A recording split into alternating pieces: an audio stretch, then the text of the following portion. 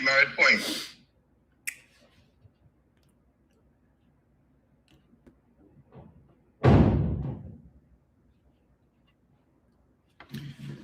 Good afternoon all. Nicola McNichols, my friend. All the best to you as well.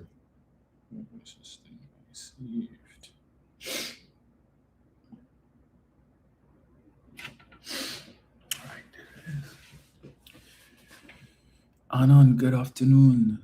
Clinton, Aline, Trini Bree, good afternoon to all of you. Pauline Buckmeyer, hi Pauline. Jamun, Deborah Duranty, Leon Graves, good afternoon, sir. Diane Charles, hi Diane. Joan Austin, Sarah Richards, Ruben Rogers, Neil Francois, always present, good afternoon, sir. Crimson Studios, Happy New Year to all. Happy 2026. Adabi Nurse, Alicia Isaac, Wazid, good afternoon, Natalie F, Rotrude, and Niles, good afternoon to all of you. Susan Cadogan, Joan Austin, Beverly Jones, hi.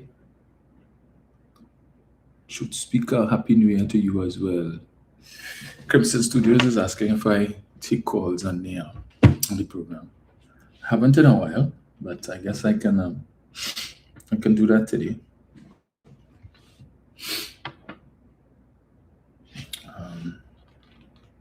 It's been so long I can't even remember what the number is. So let me see here. Give me 1 second. Let me try and find that.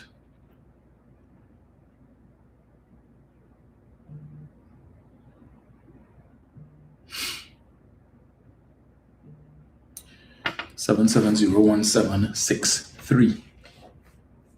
You had a call on the WhatsApp. Nikisha Sylvester, Carib View. Right, so again, New Year greetings to all of you who are just joining us. I just thought I would jump on for a little bit. So many things happening over the last few days that if I leave everything for Sunday, I probably need to have a live for the whole day, because never a dull moment. You jump on Facebook now and then you go back in half an hour and it's like something else. PF Cutters, Gregory Degazon, good afternoon. Leonard Beans, Florence Bazzi, PF Cutters, and all of you guys. Right, so let me jump into it.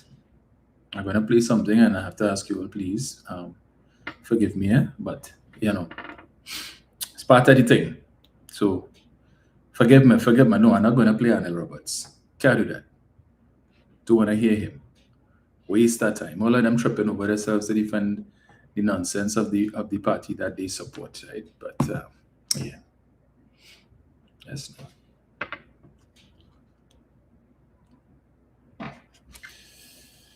Right, let me get this here. Don't cuss me. Let me see. When UNC wins, Tobago wins. Everybody wins. Everybody wins. Tell your neighbor, tell your friend, now is the time to rise and shine. Tell your mother, tell your father, now is the time to decide. If you want leaders who can place your expert rising sun. If you want leaders who can lead properly, place your expert rising sun. On election day, vote UNC. One love, one team, one hope, one dream. On election day, vote UNC. One love, one team, one hope, one dream. When UNC wins, everybody wins. When UNC wins, Tobago wins. Everybody wins. Everybody wins. Vote for peace. Vote. When UNC wins, everybody wins. Sarah, my ears written too. Don't worry. No one on. I have not crossed over and I have absolutely no intentions of doing so. Nobody who jumps on a sinking ship. But today is the 1st of January, exactly 8 months since the Kamala Persad-Bissessor was sworn in as the Prime Minister of Trinidad and Tobago, and her Attorney General, John Jeremy, right? 1st of May, 2025, right? So, as you know, the Cabinet constitutes the Prime Minister and the Attorney General. So they came into office on a campaign of when UNC wins, everybody wins, and yellow is the code. So how much winning have we had in the last 8 months? Well, if we want to check the last 8 days, yeah, boy, level costs that they get in, right? So I just wanted to look at some of the ways that you, the citizens, have won over the last 8 months. I mean, in the Parliament, we have heard at every turn from practically every speaker to the right of the speaker that the population gave the UNC an overwhelming mandate, and they voted out the PNM resoundingly.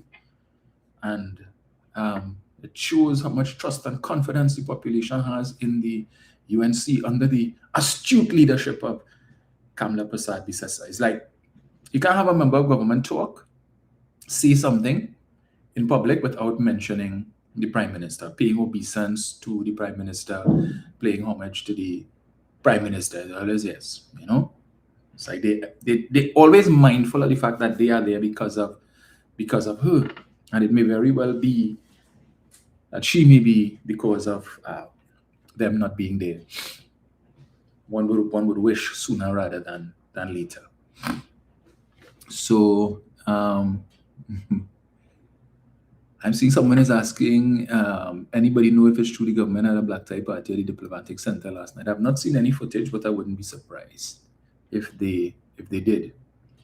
So the lead story this morning is all over the newspaper. Let me see if I get this here.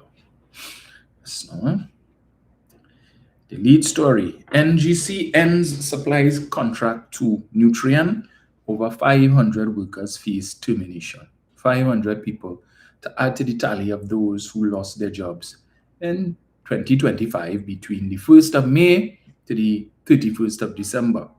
Right? Thousands, tens of thousands who lost their, moving as some used to say, thousands, tens of thousands, yes, who have lost their jobs since. So it says here, Nutrien, NGC pulls plug on Nutrien, state gas company ends supply contract to fertilizer company. Story by Kijan Haynes. The National Gas Company has issued a formal notice to fertilizer giant Nutrien, indicating that all gas meter runs to the Point Lisa's facility will be isolated from today, effectively cutting off supply and access to port operations. The notification could effectively mark the end of the Canadian-owned fertilizer producers' 45-year presence in Trinidad and Tobago, industry insiders said yesterday. So Nutrien has been in Trinidad and Tobago for longer than I have been alive. Wow. However, Nutrien management yesterday did not close the door completely on its operations. In a statement, it said, "We have engaged in discussions in good faith and with integrity to find a comprehensive long-term solution and sustainable path forward." Of course, this latest development doesn't promote that at all. Our Trinidad and Tobago nitrogen operations remain shut down and all operations remain under consideration. We will provide further updates as appropriate. Guardian Media understands the gas supply contract expires today, January 1st, 2026, after which valves will be shut. Nutrien will also lose access to the port, removing any remaining ability to operate. So even if they incline to continue to operate, while according to Munilal, discussions are still being had, they cannot do so. So from today, as of midnight tonight, all the gas valves will be shut off and Nutrien will be unable to earn any income in Trinidad and Tobago. And we are told all of this over $28 million in arrears with respect to port fees. So the NGC says, and as its chairman, a man who should really be behind bars, says NGC is not a It's not a charity. All right. So for the sake of 28 million, which is debatable, we forfeit or we forego hundreds of millions in tax revenue over the course of how many more years? All right. We forego, yes, employment for 500 people. How many families? How many persons those 500 people together support? Not to mention the fence line communities. Let us not forget that when the refinery was shut down in 2018 and Petrotrin was restructured, we heard a lot from this present government, then opposition, about how many tens of thousands of people would lose their jobs and the fence line communities and how they would be impacted and all of that. No discussions this time from their goodly supporters who back then knew all about that. They knew all about the economics of our refinery shutdown. But today, they don't know about the economics of this methanol or this plant shutdown, right? All right. No problem. The letter which Guardian Media acquired, the details of, indicated Nutrien would be barred from accessing National Energy's facilities at Sabaneta Pier once the deadline passed, and advised the company to take steps to safeguard its plant, equipment, and personnel ahead of the cutoffs. In other words, take your plant and go. Sounds familiar? NGC claims Nutrien owes 28 million in backdated port fees. Nutrien, however, rejected claims of unpaid fees, saying it had settled all port user invoices issued to it despite the port contract having expired in 2019. National Energy continued invoicing Nutrien at the same rates applied under the expired agreement and accepted payment each year, which the company maintains constituted an ongoing contractual arrangement. For months, the company has maintained that the fees were unilateral attempts to retroactively apply a new payment formula. Guardian Media understands that previous correspondence gave Nutrien the option to essentially pay whatever fees they felt were appropriate, but Nutrien maintained there were no outstanding invoices despite the chairman's public statements, which created a public impression that Nutrien had failed to pay its obligation. Hundreds more on the breadline. Workers are expected to be formally advised of their termination beginning next week. Approximately 400 permanent employees and 100 contractors remain attached to the operation. About 350 contract workers were sent home on October 25th. So 350 gone already, plus another 500 takes us to 850. For months, Energy Minister Dr. Rudal Munilal has publicly maintained talks were ongoing to resolve the issue. So, okay, Dr. Munilal, we are still in touch with the Nutrien people concerning Trinidad and Tobago. Hear how that sounds. Yeah, but we're still in touch with the Nutrien people concerning Trinidad and Tobago. Yeah, we're still in touch with the Nutrien people. The Nutrien people, Dr. Munilal? Okay. That sounds so blasé. So, yeah, we're still in touch with them now. Okay, what does in touch mean? Have you all been having ongoing conversations? Because you all may recall, former Prime Minister, former Minister of Energy, Stuart Young, would have posed the question to Mr. Munilal in the Parliament about that. And of course, after we get the usual what the last administration did and what they didn't do and all of that. And he said that the discussions continue, negotiations continue, and we should be hearing some positive news in due course. This is not positive. Right. It goes on to say, and he said this on Tuesday, right? So we're still in touch with him. In touch. Hello, how are you going? Just you all right? That constitutes in touch too, right? Asked if it meant Nutrien was staying, he only repeated, they have expressed an interest in investing and working with us. While talks had not collapsed, they were not particularly engaging, Guardian Media was told. Nutrien sources cited long stretches with no contact from the government, contrary to what Dr. Munilal has been telling us, contrary to what the Prime Minister would have been telling us. As we recall, we saw not too long ago, a few weeks ago, I believe the principals of Nutrien met with the Prime Minister at the Red House in her private office that she spends most of her time in when she's in the Red House instead of the Parliament chamber, but has the audacity, the temerity, and the unmitigated gall to talk about the leader of the opposition and her not being present in the Parliamentary chamber. on the 13th of October. Was it the 13th? Or the 17th? 17th, I think it was, when the budget debate collapsed, so to speak. So Nutrien sources cited long stretches with no contact from the government, prompting the company's top brass to visit the country to speak directly to Prime Minister Kamala Prasad-Bissessar. She reportedly instructed the minister and chairman to settle negotiations. So this is how far Nutrien went, right? Their principals, their top directors, as it says here, the company's top brass flew all the way to Trinidad to try and resolve the matter. They came to speak with the Prime Minister. So as I mentioned to you all just now, right? They decided to jump on planes and come here, which means that they were very interested in resolving the situation and continuing operations to save the jobs of the remaining 500 persons who are now facing termination, to fix the situation.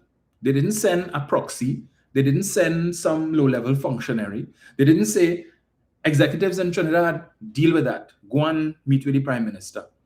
They didn't say, well, let's organize a Zoom call with our top brass in Canada to speak with the Prime Minister of Trinidad and Tobago. No, we're going to fly there personally to speak with the Prime Minister to have this matter resolved.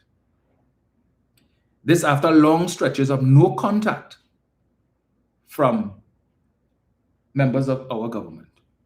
Right? So they're so into fixing this problem. But here we are being told by Nutrien sources, there were long stretches of no contact. Does that sound like a government that was interested in keeping Nutrien here?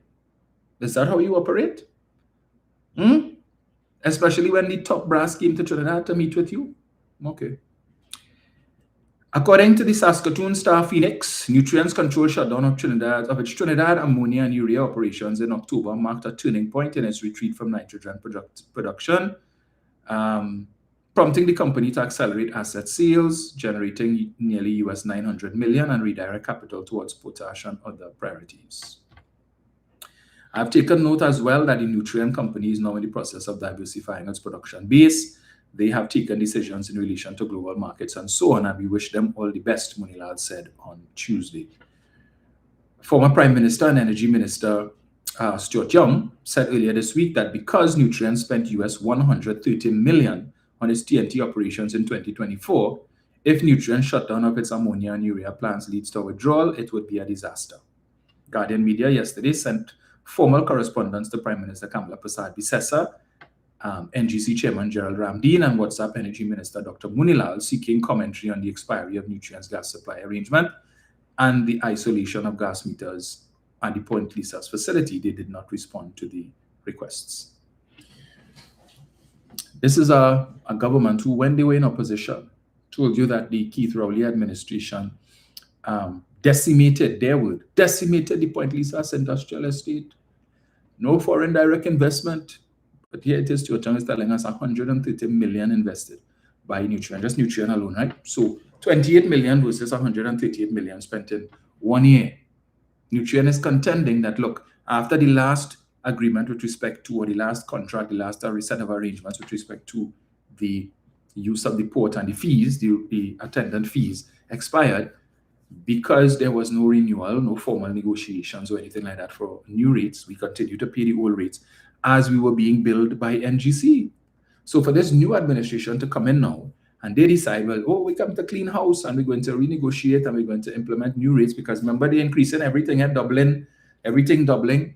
So probably decide, well, hey, now that this contract expired some years ago, it is an opportunity for us to now renegotiate at higher rates and see if we can squeeze a little more money out of Nutrien.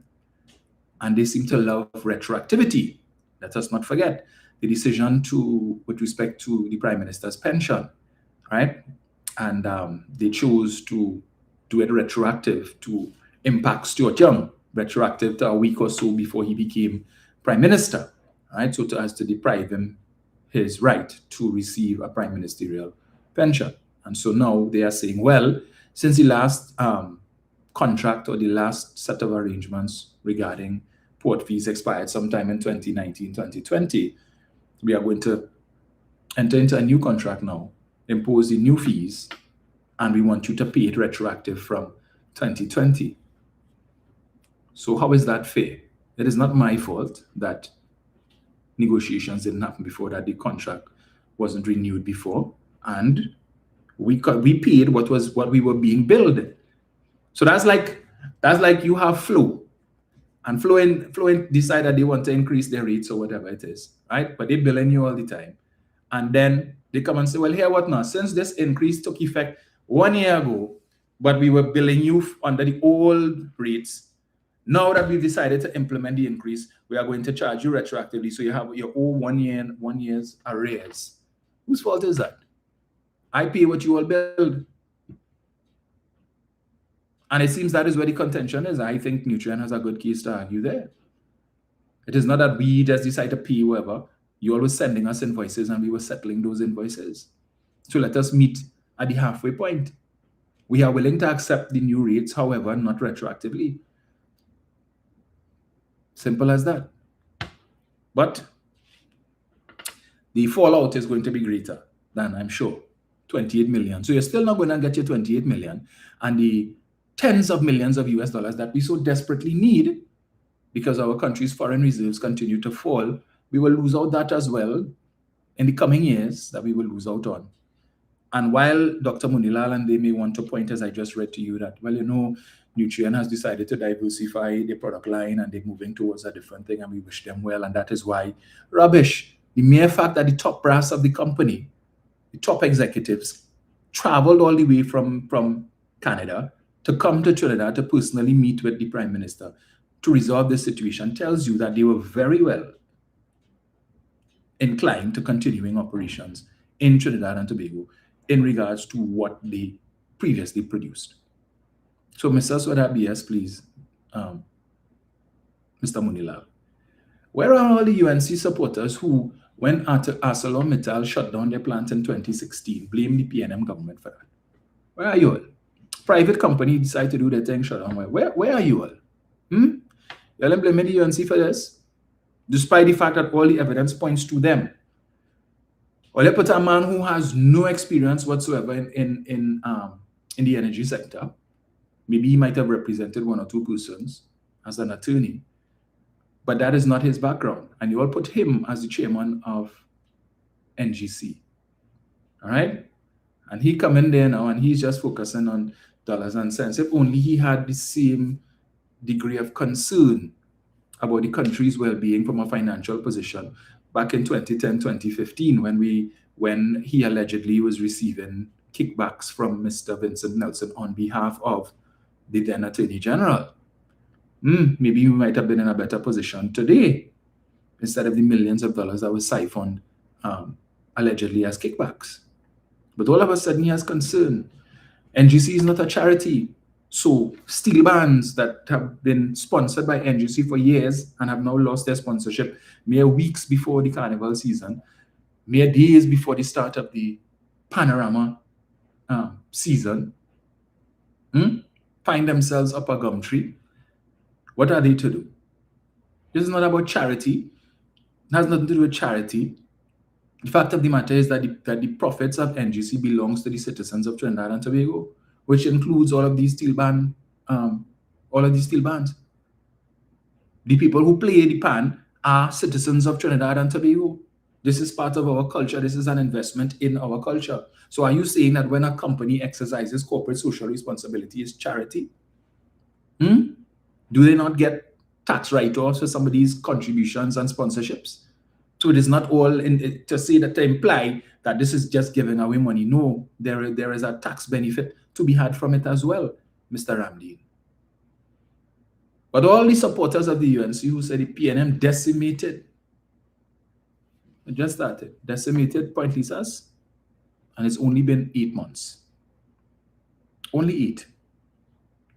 But of course, you know, some of them, they get level cost for that. But anyway, they deserve it. So, keeping in line or in vein with the discussion on the energy sector, the Minister of Energy also gave an update with respect to the Petrotrin Refinery, which they promised, which they claimed, which they told the population that they were going to reopen. right? After the wicked, evil, oppressive PNM shut it down in 2018.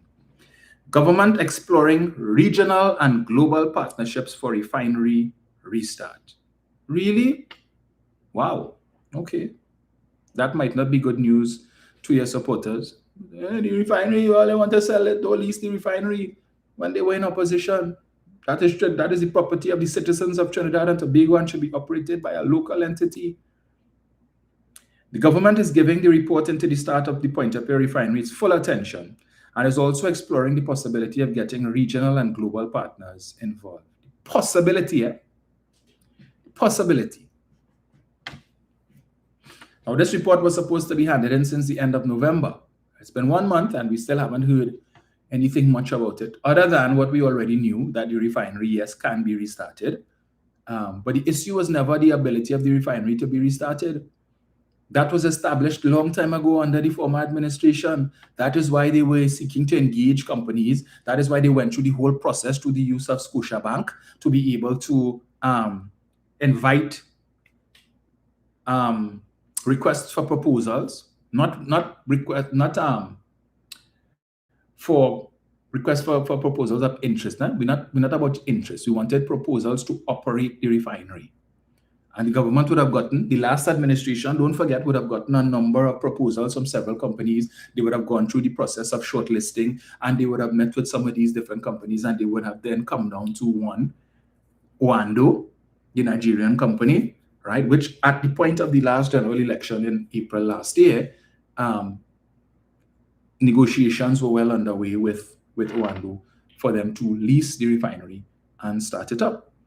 And we recall the then opposition, now government, was staunchly against that, telling the government, hey, don't do that and don't bother to sell the refinery, and the incoming UNC government will not honor any agreements made by the PNM administration in the last days of their tenure in government with respect to the refinery. That's what they said. When Mr. Jindal wanted to express some interest of Jindal Steel, right? Indian billionaire Naveen Jindal and his family, when they were expressing interest in purchasing the refinery, what did Mrs. Prasad Bisesa say as leader of the opposition? She accused Mr. Jindal of being part of a corrupt cook-up with Dr. Rowley and Nicolas Maduro, where the intention was to purchase the refinery and then use it to refine Venezuelan oil, right? And she had these issues with Mr. Jindal because Mr. Jindal, as a member of the Indian Parliament sitting on the government bench, has some issues, some legal issues before the court, right? And so he is before the court in India, but he is a member of Parliament sitting on the government bench. And based on Mrs. Prasad Bisesa's assessment, that made him a criminal. But yet still, in her current government, in her cabinet, she has a number of persons who are before the court. She has David Lee, who was on $1 million bail for fraud. But she has no issue with that. It's okay for him to remain as a minister, as a cabinet minister. But Naveen Jindal, oh no, he is a criminal because he's before the court in India. And he's a member of Parliament. Yes, part of the very same ruling party led by Shri Narendra Modi, who she happily invited here just a few months ago and welcomed with open arms. What are your thoughts on that, madam? I mean, he's part of the ruling party in the parliament. What does that say about Mr. Modi? But you all are kindred spirits in that regard, because you also have your Minister of Energy, who is before the court on a civil suit for fraud, bid rigging, conspiracy, you name it. Where several courts, the High Court of Trinidad and Tobago, the Appeal Court of Trinidad and Tobago, and the Privy Council, who you all love so much, have all said Dr. Munilal and others have a case to answer based on the evidence that is before them. Based on what they've seen here before them, they have a case to answer. There's a strong case that wrongdoing would have taken place. When we look at the judgments handed down by High Court Judge, then High Court Judge Sebastian Aboud, and we would have read the transcripts that spoke to alleged WhatsApp or text message exchanges between Dr. Munilal and the then CEO of the EMBD, where Dr. Mulilal is alleged to have given instructions to the CEO to issue checks totaling millions of dollars, or to prepare checks of millions of dollars for 2 contractors and to have those checks delivered to him, Dr. Mulilal, so that he could personally deliver the checks to these contractors. Personally deliver these checks to these contractors. Those are what the transcript said. It's not me making it up. All you all have to do is to just go on Google and pull it up. Google EMPD judgment, Justice Aboud, right? I think, yeah, Justice Gregory Aboud, I think, yes. And pull it up and read it for yourself. Makes for very disturbing reading. And I have read those transcripts for you all already. Imagine a minister of government giving instructions to the CEO of a state enterprise to prepare checks, million-dollar checks, and have it brought to him so that he could personally deliver it to contractors. And you telling me that is not corruption? So when Mrs. Basabi says or talks about Trinidad and Tobago being a lawless dump, ask yourself, madam, when did it start? When did it start? You who for years tell us about how many times Stuart Young and Faris Al-Rawi recusal and how much hundreds are recusals and so on, and implying that they did something untoward. They did something that was illegal, right? When the law allows for recusals. Stuart Young and Faris Al-Rawi are both attorneys at law. They would have indicated in some instances the reason for their recusals is because some of these people they would have represented as attorneys, and therefore it would have been improper for them to sit in cabinet and to participate in decisions being made with respect to persons who they may have represented in the past as attorneys at law, persons who they had not represented in a while since they became ministers of government, right? And these persons would have had new lawyers and stuff, but because there was that relationship before, they thought it proper, fit and proper to recuse themselves. Unlike what took place between 2010 to 2015, where when I would have filed my Freedom of Information request to get the list of recusals that would have taken place, and there were recusals, but in the main, you know why there is little to no record of recusals taking place? Simply because they didn't see it fit to do so. Because according to Verna St. Rosegrave, that was a lawless cabinet. They didn't even take minutes. The cabinet of Trinidad and Tobago, according to Verna St. Rosegraves, who was a former cabinet minister, is that cabinet minutes or minutes were not being taken of cabinet meetings so that you could record who said what and who took this decision and so on. The cabinet and the supporters of the UNC see nothing wrong with that. All of the men and women of letters who between 2015 to 2025, they knew how to start up their laptops or whatever devices that they were using to write letters to the editor and to have their opinions published in the newspapers, criticizing the efforts of the last administration. But it seems over the last 8 months, many of them have gotten arthritis. Their fingers can no longer type. They can't find a way when and it would seem to the hearing have gone, so they can't take calls from members of the media to answer questions and to give interviews and their opinions on what has happened with respect to governance over the last 8 months. But they were most available between 2015 to 2025 to pronounce on the governance of the last administration. Where are they today? All of a sudden, they know, well, what is more important? We need to write about culture and that sort of thing. And we need to write about literature. But what is happening in the country? Nah, that's not important. We have no opinion on that. All of them, barely any flesh left on their kneecaps because everybody wants to take the knee when it comes to this administration and to this prime minister. Everybody hoping to eat our food, to get a little something. Yeah, a little board position.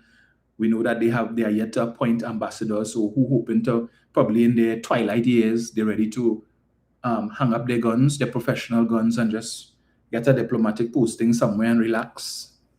So many good ones who would like to be the ambassador to the United Nations, who would like to go to Geneva, who probably want to go to the United Kingdom, so that they could, because when you are posted as the High Commissioner to the United Kingdom, you are also accredited for a number of other European countries, right? I think France and a few others. So you're basically getting a paid vacation for 5 years. I recall when John Sandy between 2010 to 2015, after he was removed as Minister of National Security, and he became this country's ambassador to the United Nations. One needs only to go and read the Auditor General's report. Look at his performance then. I'll just say, the monies that was spent to renovate the official residence of the ambassador to the United Nations in Geneva, where the Auditor General's report pointed to substandard procurement. Somebody asked, just get 3 quotes there. You're using the 3-quote system to spend over $27 million. So they get 3 quotes and they just decided to pick one. Yeah, we're going with this contractor. All right. And then we saw kind of things that the residents had in a double kitchen, double bathroom, double this automatic toilet and all kind of things. The best of the best. So all of these positions are still available. And so some people are probably hoping, you know, when a man could go and spend $200,000 to buy a painting, a reproduction of, not a painting, a picture of the Prime Minister from her younger years, to put up where? In your office, to be revered. You're going to put it up in your living room, in your bedroom, so you could look on the Prime Minister in her youthful years every day. You're going to set up a shrine and light some candles. I tell you, never a dull moment with these people. So yes, I was reading that article with Dr. Munilal, forgive me, with respect to the refinery. All right. So that's no. Right, let me get it here. Right. Continuing. I can indicate that quite clearly. I've had some dialogue as well with the Minister of Energy of Suriname, Mr. Patrick Brunnings, and that was a matter discussed as well. As you know, they operate a smaller refinery in Suriname, and so we are in discussions with Suriname. So you're looking to reopen the Point-A-Pier refinery, which by your own admission is bigger than that of Suriname, but you're looking to Suriname for what? Guidance? For assistance? Okay. There will be an energy conference in India in January and in Guyana in February. We expect to use those as well to discuss the refinery and to seek support from the international companies and also foreign governments in looking at the refinery. So in other words, there is no clear-cut plan with respect to the reopening of the refinery. They promised you all that. They told you all that would be a priority for them. They would reopen the refinery, put them in office. People were asking where the money going to come from. Don't worry, we can find the money. Now they've done their assessment. They've determined that the refinery can be reopened. And as I said before, that was never an issue. The previous administration did that. All of the companies that they shortlisted to engage to reopen the refinery would have done the walkthrough of the refinery. They would have done their assessments to determine, how much money is this going to cost, and whether or not we wish to proceed to the negotiation stage with the government to reopen the refinery, whether it's on a lease basis or to purchase. All right. So Owando would have done their due diligence and they would have established, okay, yes, the refinery can be reopened and we have an idea of what the cost will be. So to hear Dr. Munilal talking this nonsense now, so they plan to talk to Suriname, to have an energy conference in India in January, so we're going to see if we could get a blight there. Then there's another energy conference in Ghana in February, so we're hoping to. But when Dr. Rowley raised the issue at the last energy conference that he spoke at in Guyana and he pitched the refinery, what was the response then? Dr. Munilal expects to get a different response now. Ghana has changed their position because there is a new government in office. When the vice president of Ghana has already made it abundantly clear that they're not interested in Trinidad and Tobago's refinery, they have gone out and went out for tender and would have, I believe, selected the Dominican Republic for the construction of our smaller refinery in Ghana. I think some 30,000 barrels a day of something to provide fuel for Guyana's needs, right? That is their priority.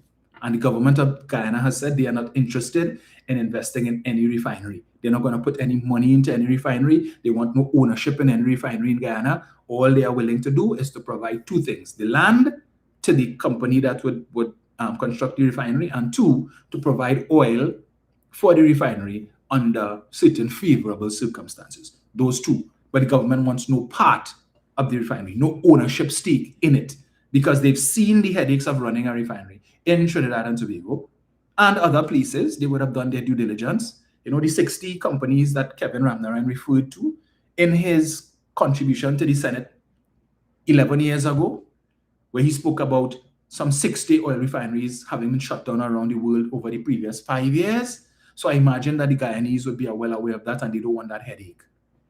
So they said, yes, we want a refinery, but we, the government, not going to build it, right? We will have the private sector do it, and we will offer certain things, certain incentives to the private sector to own and run it. So Dr. Mundila is telling us here he expects a different outcome from when Dr. Rowley would have spoken at the energy conference in Ghana and pitch, for which they laugh at Dr. Rowley and ridicule him. Say, hey, Ghana, dismiss him, they want nothing to do with no refinery, all of that. We expect to use those as well as discuss the refinery and to seek support from the international companies and also foreign governments in looking at the refinery. So I think this tells us that Wando is out, right? You all came into government, met a company that won the bid, that was in negotiations with the state to reopen the refinery, to restart it under a lease arrangement. So all this searching you all have to go and do now was totally unnecessary. You had a company there that was ready, but you all went and did all your research while you were in opposition to talk about how this company lost so much money and all of that, and to malign and bad talk the company. Had the worst of things to say about the company, and now you've come into office and found that might be a little difficult to say promise made, promise kept, promise delivered for this reopening is fine, because they certainly don't have the money when one looks at all of the increases that are being implemented and revealed on a daily basis. Clearly, they don't have the money to reopen this refinery, and so they need partnership.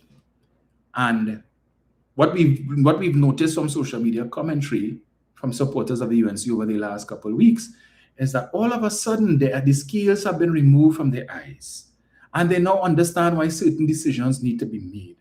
When it was the PNM was a totally different story.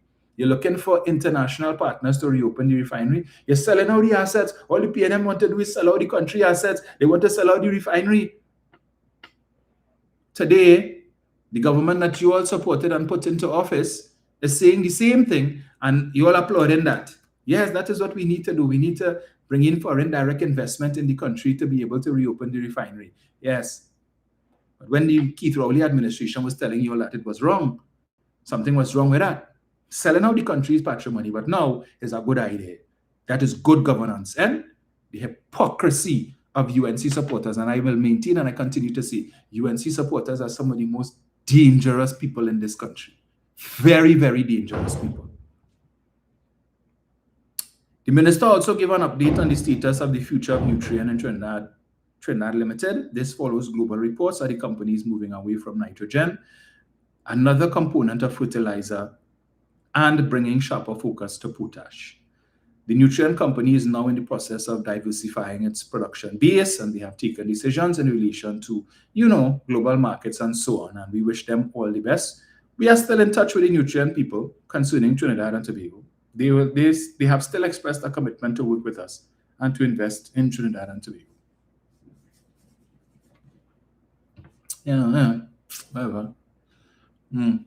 Does that sound like somebody who is genuinely interested in having Nutrien remain in Trinidad and Tobago? I think not. Let's see if I get this here. Government is giving the report into the restart of the Point-to-Pay refinery its full attention and is also exploring the possibilities of getting regional and global partners involved.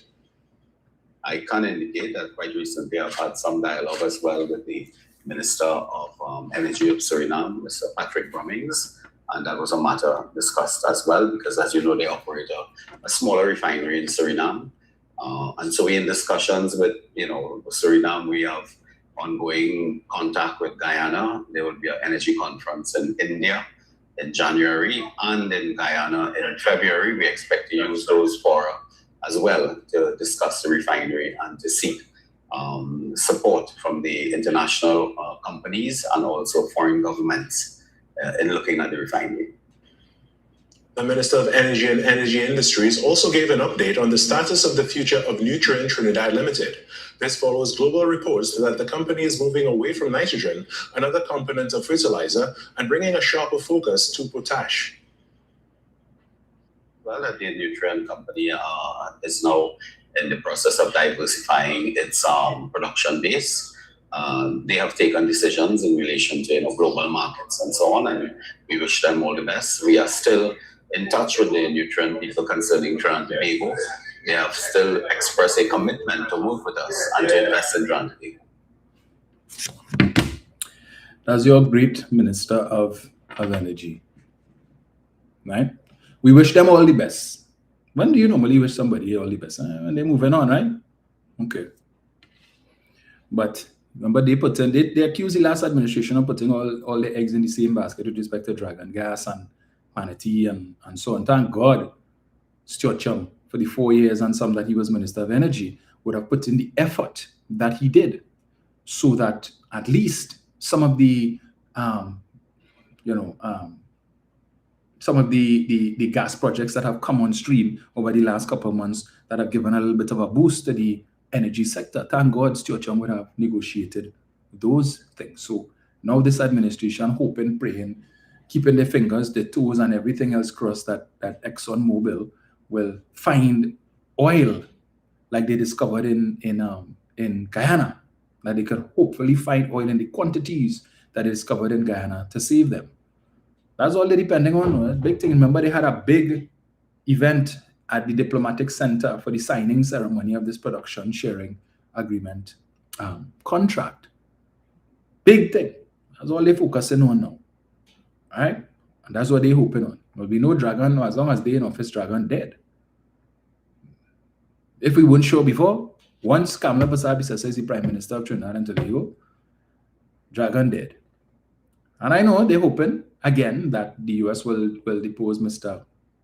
Maduro, remove him from office, and hopefully the government that replaces him, should that happen, will be a little more friendly, right? And will be willing to sit down with Mrs. Persad-Bissessar and members of her government to discuss what the leaning or the prompting of Mr. Trump, dragon gas.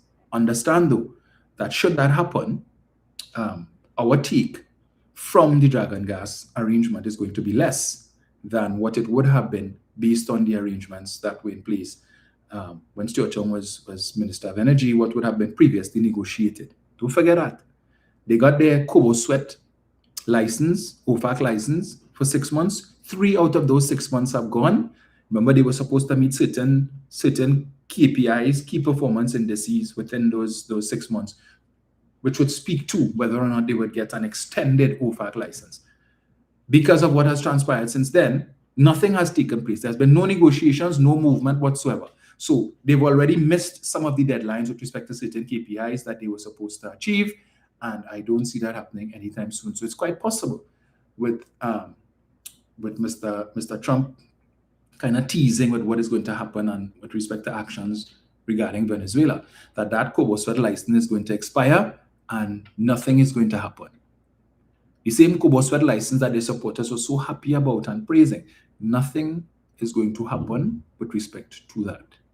Right? Short of Mr. Maduro being removed from office, and even if he were to be, and this new government comes into place, I highly doubt that dragon gas deal is going to be a priority for whoever may replace Mr. Maduro if he is removed from office. Right? That's not going to be a priority for them. And so while we are in 2026 and we should have been mere months away from first gas from the Dragon field after almost 2 decades, because remember this started since under Patrick Manning, where are we? No closer. No closer. Right? Thanks to who? Well, we told you all, Told you all. If the UNC comes into office, this is what is going to happen. Told you all, if there was a certain outcome in the US elections 2024, and if the UNC were to win office in 2025, this is what the situation is going to be with Dragon. So said, so done. And remember, there were other gas projects as well that, because we received 2 sets of licenses from Venezuela. There was a 20-year license and a 30-year license. And since Venezuela has cancelled all contracts with Trinidad and Tobago, it means that all those licenses have gone up in smoke as well.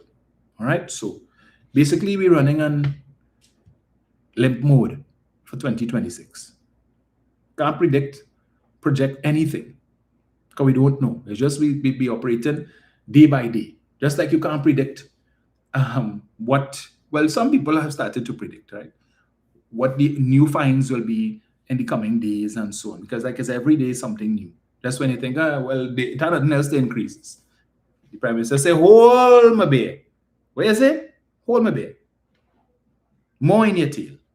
All right? So, it does not seem like the refinery is on the horizon anytime soon. While the government has not announced it, the mere fact that Mr. Munilal made no reference to Oando in that report that I just read there, and he told you where they are going to look for partnerships to reopen the refinery because they don't have the money. Of course, that how much money was spent to generate this report into the refinery to tell us what we already knew. How much money was paid to, if any, was paid to Kevin Ramnarayan and the other members of that team of persons who were tasked with the responsibility of doing an assessment of the viability of the refinery? What did it cost the citizens of Trinidad and Tobago? Nobody willing to file a Freedom of Information request? Right. Well, we will ask the question in the Parliament. Whether or not we will get an answer is another thing. Right? Because, they're quick to quote Standing Order 27(1)G. It is not in the interest of the citizenry. So we will keep quiet. But we will pose the question nonetheless and see if we will get an answer for you all as to how much money, if any, was paid to this committee. Because I don't think these guys work for 4 months for free, for gratis. Okay? But anyway, not surprised in the least. But as I was saying, I think it's apparent that Oando is no longer a part of the mix. So we went from a company that was interested, that was engaging the state, was prepared and ready to open the refinery. And if you all had not made the mistake that you made, some of you all, that is, on the 28th of April, perhaps we would have been much closer today to a date for the reopening of the refinery in private hands, as it should be, so that the state doesn't have to use money that it doesn't have to operate the refinery. All right? We don't have to spend millions of dollars, US dollars, to import oil, because that would be the responsibility of the entity, possibly Oando, to get their own oil. So when I hear the supporters of the UNC keep talking about how the refinery was a net earner of foreign exchange, and it was the country's main earner of foreign exchange, where you all get that from? And now we're spending billions of dollars to import fuel, but we were spending the same billions of US to import oil on a daily basis to provide for the refinery throughput. What you all feel we were paying for the oil in pesos? The oil wasn't coming from here. We didn't have it.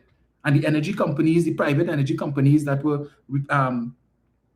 that were producing oil here, the oil wasn't going to the refinery. These people were sending their oil outside. And they were paying taxes and royalties on that oil. So we had to import because we didn't have enough here. And we kept hearing over 100,000 barrels of oil per day. How do you think that 100,000 barrels of oil per day was being purchased? With what currency? With what currency? Not US dollars? So if we stop importing oil and be using the same US currency to import the fuel, is it not the same US? Make it make sense to me, not supporters of the UNC. Do you all sit down and think about these things? Or you just read something on Kick Out the PNM or some other dotish UNC page and you all just run with it? It seems when your Prime Minister said a few days ago, when she referenced citizens as having a subpar intelligence level, she knows who she was talking about. Subpar intelligence level. Her words, referring to citizens of Trinidad and Tobago, and she couldn't care if you all voted for her or not. But we stop importing oil for a refinery and we importing the fuel.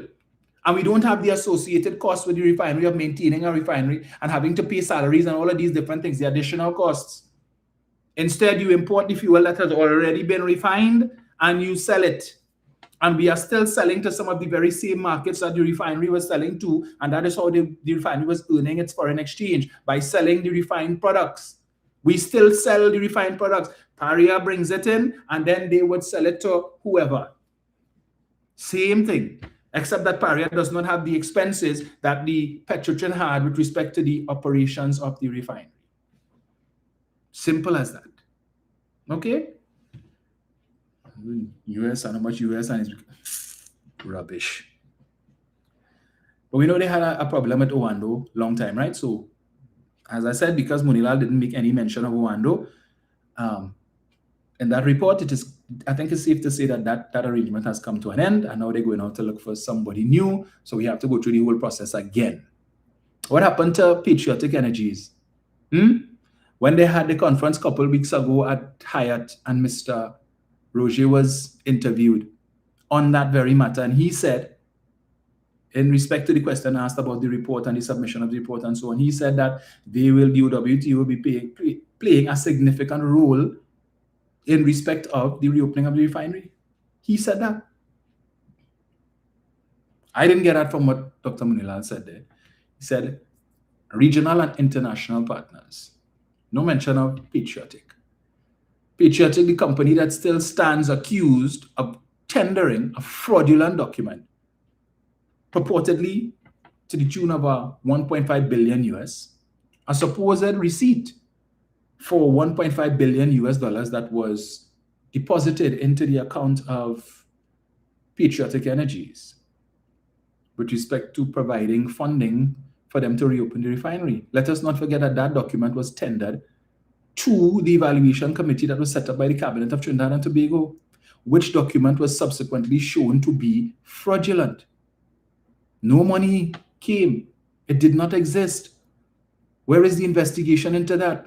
Has the UNC ever pronounced on that? Have they ever condemned the OWTU and Patriotic Energies for submitting that fraudulent document? We see almost on a daily basis, or maybe not so much, but ever so often, persons coming before the court for tendering fraudulent documents.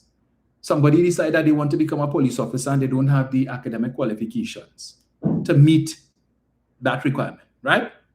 And so they doctor their CXC certificate. They try to change a 3 into a 2 for maths and whatever it is. And when the police discovers that these people are hauled before the courts, they are charged and brought before the court for submitting a false CXC certificate.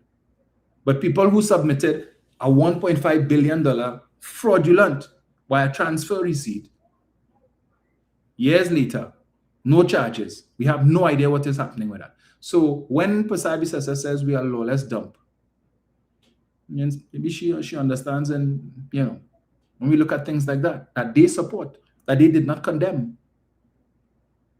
When you have a minister of cabinet who is still the subject of a police investigation into human trafficking and prostitution, when you have 2 former cabinet ministers, senior cabinet ministers from 2010 to 2015, who are on public record as having said that this individual, who is today a senior cabinet minister, would have approached them and propositioned them and offered to provide them with prostitutes. One went so far as to go to the police and to sign an affidavit, right, in which he's testifying to having been approached by this individual and offered prostitutes, right? And yet still, this is in the public domain. The Prime Minister is very well aware of this and decided that it was appropriate to remove the individual as a member of parliament, an elected member of parliament, but make him a senator and make him a minister of government. And then we see, in short order, you remove significant portions of his portfolio and give it to another minister. Why is that? When for years, these 2 portfolios have been closely linked and intertwined. You remove a significant portion of his portfolio and give it to another minister. Is it because you were hearing things? I just asking the question that perhaps this minister that you have all this confidence in might be inclined to do certain underhanded things. So that's why you did it? Okay. But you want to call Trinidad and Tobago a lawless dump. I would ask you, madam, remind us, who was it that went to approach the local courts? Whose lawyers? Whose bright, intelligent lawyers? Because remember, UNC love to boast they have the best lawyers in the country, and PNM lawyers and would squat. PNM lawyers can win a case. But yet still, so whose lawyers was it that went to the courts and petitioned the court to make murder a bailable offense? Whose lawyers did that? So when you talk about constantly about you are focused on representing the law-abiding citizens and you want the best for the law-abiding citizens and you are advocating for the law-abiding citizens, really? When attorneys affiliated with your party successfully petition the court to overturn murder as a non-bailable offense after 105 years of persons not being able to get bail on murder charges, that they were able to now get bail. And we saw the family of Prasad, the food king, the matriarch and patriarch, found themselves victims of a home invasion by a man who had been sitting on remand for years, right, charged with murder. And when in 2022, lawyers affiliated with your party successfully petitioned the court for persons such as this individual to get bail and give us a cock and bull story. Well, being able to apply for bail doesn't mean that you're going to get it. And it is the right to apply for bail is a constitutionally guaranteed right and all of that. And again, it was a UNC attorney that represented this individual and got him off on bail. And no sooner had he left the prison walls where he had been residing for a number of years, first thing he did, put together a team and decided to go and put on a home invasion. Right? Put on a home invasion. So, fortunately, they didn't harm these individuals. Mr. and Mrs. Prasad were not harmed. Thank God. They're still in the land that we live in. But it could have gone a different way. Because remember, you all have been telling the population, imagine 2 o'clock in the morning, you lie down in your bed. And 3 armed men kick down your door and they come to rape your wife and your daughter. Imagine 10 o'clock in the night. You're at home relaxing, watching a movie with your family, and 3 armed men come and kick down your door and they come to rape your wife and your daughter, or they come to kill your family, kill you, and all of these different. That's what you all have been saying. Right? Fortunately, that didn't happen to Mr. and Mrs. Prasad. But again, had your great lawyers not petitioned the court to overturn murder as a non-bailable offense, that individual would have still been behind bars, right? Unable to arrange anything to go and rob these people and to commit this home invasion that you are so against. How many persons who were before the court on murder charges were behind bars and after 2022 would have made applications for bail and were successful in getting bail and have reappeared before the court having committed subsequent crimes after coming out of prison? But you so care. And the PNM responsible for Trinidad and Tobago being a lawless dump. But these men, you yourself was upset and wrote to the judiciary calling for the investigation into a master of the court for granting bail to a man who appeared before her on a charge of being in possession of a stolen vehicle while he was on bail for murder. And you were upset that the master gave him bail, that he was already on bail for murder, and therefore bail should have been rescinded, and that bail should have been rescinded, and he should not have been granted bail a second time, but he was. You who complained bitterly because another man, you found the same master, the bail that she had gave to a man who was before her for having been in possession of a significant amount of drugs, that you found the bail was too lenient, and you were calling for the master of the court to be investigated and possibly removed. I'm talking about Trinidad and Tobago as a lawless dump. And I'm almost certain that the lawyers who represented these 2 individuals were UNC lawyers. More often than not. So they benefit from Trinidad and Tobago being a lawless dump, as you call it. UNC lawyers have been profiting from Trinidad and Tobago being a lawless dump. Ably assisted by what was then the opposition, now in government. Let me remind you of something else. In case your memory short, your very own personal attorney, Israel Khan, the man who you all put up as your nominee for president last time around. Let me remind you what he had to say. not so long ago while you were still in opposition. So when you want to say it's because of the PNM, Trinidad and Tobago is a lawless dump because the PNM allowed this and the PNM allowed that. PNM tried. They tried. But unfortunately, the PNM, for a long time, not since the days of, but I think when Mr. Manning was there, we had something close. But we have not been able to enjoy the type of mandate that you all have gotten, 29 seats in 2010, and then 26 seats by 2 seats in 2025. PNM struggling with 21, 22, 23 at best. So we have not had the type of mandate that you have had, the very type of mandate that you got on April 28th, that in 8 months you have squandered, worse than the village piper when he went a $1 playway mark. All right? I don't know if it is a dotish, but let me remind you. Where is it? That's not. Let me pull this up here. Khan cries shame on UNC, says crime will get worse. Senior counsel Israel Khan is of the view that crime will get worse following the decision of the UNC to abstain from voting and not supporting the Anti-Gang Bill 2020. Speaking to Guardian Media Limited, Khan said, I cry shame on the UNC for protecting their selfish, narrow interests. They believe that if crime exists and there is a disruption in society, that will assist them in getting back in government because people will be fed up with the present government. That is a very selfish approach in the politics of this country. He said crime will get worse, but the UNC will pay a high political price for not supporting that bill. Khan called on politicians to carry out the work of the nation and not just represent their own narrow interests. Israel Khan, her personal attorney who represented her in the Email Gate affair, he said that crime will get worse. Did it not get worse? Not because of the PNM. The PNM brought the legislation which they brought in 2013, the UNC, and they saw back then in 2013 it made sense to deny certain people bail for at least 120 days. And when the sunset clause when it came time for the sunset clause to expire, they said, well, no, we're not supporting that. People have a constitutional right to apply for bail. And this government, the only solution they have to deal with crime is to deny people bail. Remember, a certain senator, Jayanti Lakshmi Ramdial, where is she? Where is she today? All the performances that she put down in the Senate while she was there trying to draw cameras' attention, they say, look, I could be a whole rat and a wajang too. Where is she today? You ain't get nothing. You spend your money to be screened for 2 different constituencies and you get blank, they didn't even pick you to represent the party. After all that work you did in the Senate, all how you bad talk the PNM and say the worst of things. Right? Nothing. Salt. They bring a certain no-name people nobody know about. Where they come from, people like Dowlat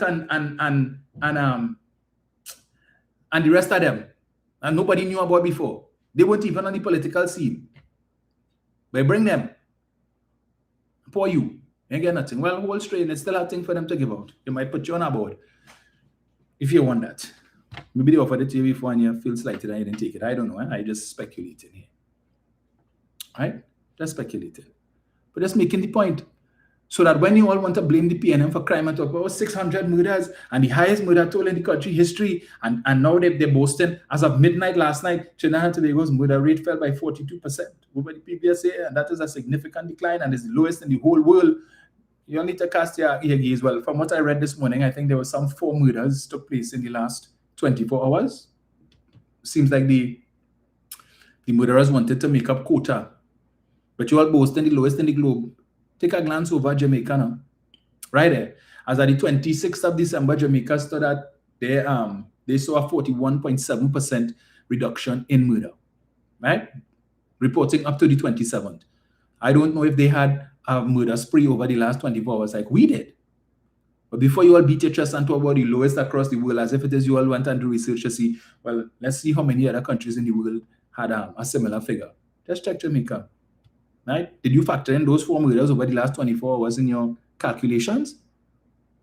Because Jamaica for the last decade and some have been recording over 1,000 murders a year. Over 1,000 murders a year, reaching as high as over 1,600 murders in 2022 or 2023 thereabouts. As at the 27th of December, they were on 665 murders for the year. Right? They started off the year by saying their goal was just to come under the 1,000. So they were looking at about 900 and something. They came in much better. Because of what? states of emergency throughout Jamaica for practically the entire year. And even before that, they have been running parish states of emergency since COVID and before. All right? So when all you want to beat all it just is because where is your crime plan or your anti-crime plan according to Roger Alexander? You all said in 6 months. It's been 8 months, today makes it 8 months. So right now you all 2 years, 2 months in arrears. 2 months in arrears and providing the citizenry with this great anti-crime plan. And every time you ask Mr. Alexander about, well, stay tuned, you'll be surprised, we're rolling out things just now. 8 months and we can't see nothing roll out yet. Other than the state of emergency, what else has this government done to treat with crime? What? To the supporters of the UNC, tell us, what else have they done that we could point to and say, this is what they did. So since they beat in the chest and crime fell by 42%, what did you do to contribute to that? Sure, point to us the crime plan. You fix a few police vehicles and you have more police vehicles on the road. So now they can park up at the side of the road and relax in air condition instead of staying in the police station. Tell us. Because right now, police stations still have a shortage of vehicles, notwithstanding the few that you all have fixed and given to them. Because a couple of weeks ago, I had cause to go to the St. James police station because a man ran into the side of my car. I'm heading down Arapita Avenue, heading east. And this gentleman swings out from one of the side streets and runs into the side of my car. So, we were told we had to go to the St. James police station. And while I'm there making the report, and, they're asking, how much, are there any vehicles outside here? We had one, but nah, the last one just went out on inquiries there. So right now, salt. So if somebody had called the police station at that time, nothing. But you were here, but we have no vehicles at this time. So tell the perpetrator, hold on, right? Hold on. We had to get a vehicle, or we will send out something and we will see if any of the vehicles that out on the road could swing by. But for now, we have nothing in the station. Yeah. What else have you all done to fight crime? Take away the state of emergency. And tell us. Anything else? You take VAT off of 7,000 food items, so you say? That brought down the crime rate? You fired tens of thousands of people, that brought down the crime rate? If anything, probably increase it. At least with respect to persons who previously were law-abiding citizens, out of desperation now going to grocery stores and having to shoplift. That's to feed their family. Something that they never had to face before, and certainly didn't have to face under the PNM, but now they do. Where we are reading reports unheard of, unprecedented, where people go to the grocery and walking down the street with their grocery bags in hand, and cars just pulling up at the side of the road and people jumping out the driver's seat and snatching people's grocery bags. They're just holding them up for money, snatching people's grocery bags from their hands and speeding off. That is how desperate some people are. But the supporters still talking nonsense. There's corruption and corruption and corruption in CPF and corruption in URP and corruption. How long will you sing that song for? Still waiting, Philip. This great program that's supposed to hire the 20, 30, 40, 50, 60, 70,000 people that the PNM keep talking about were fired. And that this program is going to provide them with gainful employment, Philip. 220 out of 30, 40, 50, 60, 70,000, Philip. When the rest come in? When the jobs of the rest come in? So are we going to hire 70,000 grass cutters? Are we going to hire 70,000 people to clean drain and cut abandoned lots? Because that's what they're doing. Because I get frequent reports from the two names that I was asked to provide for this program. I get reports from them every now and then. I call them to find out, so how things going? What they have you all doing exactly? This is what I'm being told. Right? They took us to what they have us doing right now. So certain parts of the constituency, you have persons who own land and they're not taking care of the land and it's become an eyesore and people are complaining. So they send it to cut down the grass and so on and cut down big trees and stuff that grow on the land, and then they will then fine the owners accordingly to recoup the expense. Or they send us to clean at 300 for drain because it had a set of stuff in the drain and so on. So that's what we did for today. 70,000 people you're going to hire to do that, Philip. But your prime minister has a problem with a nation of grass cutters. CPF cutting grass, URP cutting grass, forestry cutting grass, and then you have the corporation people cutting grass too. So we become a nation of grass cutters. But you say you're going to use this program to hire the 30, 40, 50, 60, 70,000 people that we complaining about who have lost their jobs, some of whom come to us on a weekly basis for help. Philip? And understand about that? Philip? Okay. But every day you're on social media, PNM, PNM, PNM, PNM, PNM, PNM, PNM this, PNM that, PNM the other, and PNM the next. Papi, you in office, your name minister, you naked, Anil Roberts, and the rest of you all are ministers. You all control the country's purse strings now. Talking about PNP, we not in office. We are in opposition. The small Maxi that you all keep referencing, we have a small Maxi, right? You all have a big Maxi that full. You have to put the fold-out seats to accommodate the extra. We never had that. You all should be happy. Every time in Parliament, them and the small Maxi and the small Maxi. Well, okay, we have the small Maxi. Do what you all need to do. As your Prime Minister says, you all don't need our support to pass legislation. All your supporters who say, oh, the PNM dead and the PNM dead. Well, all right, how did we get here? Each one of us, the 13 of us, had one vote when we went to the polls. So we didn't put ourselves there. It's the people that you all fool with. When UNC wins, everybody wins, and yellow is the code. And they take chain up. And now, they're all over social media. But I regret voting for the UNC, yes. But this UNC, something as liars. They deceive the people. Really?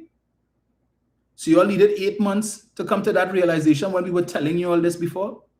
We told you all what a UNC government brings.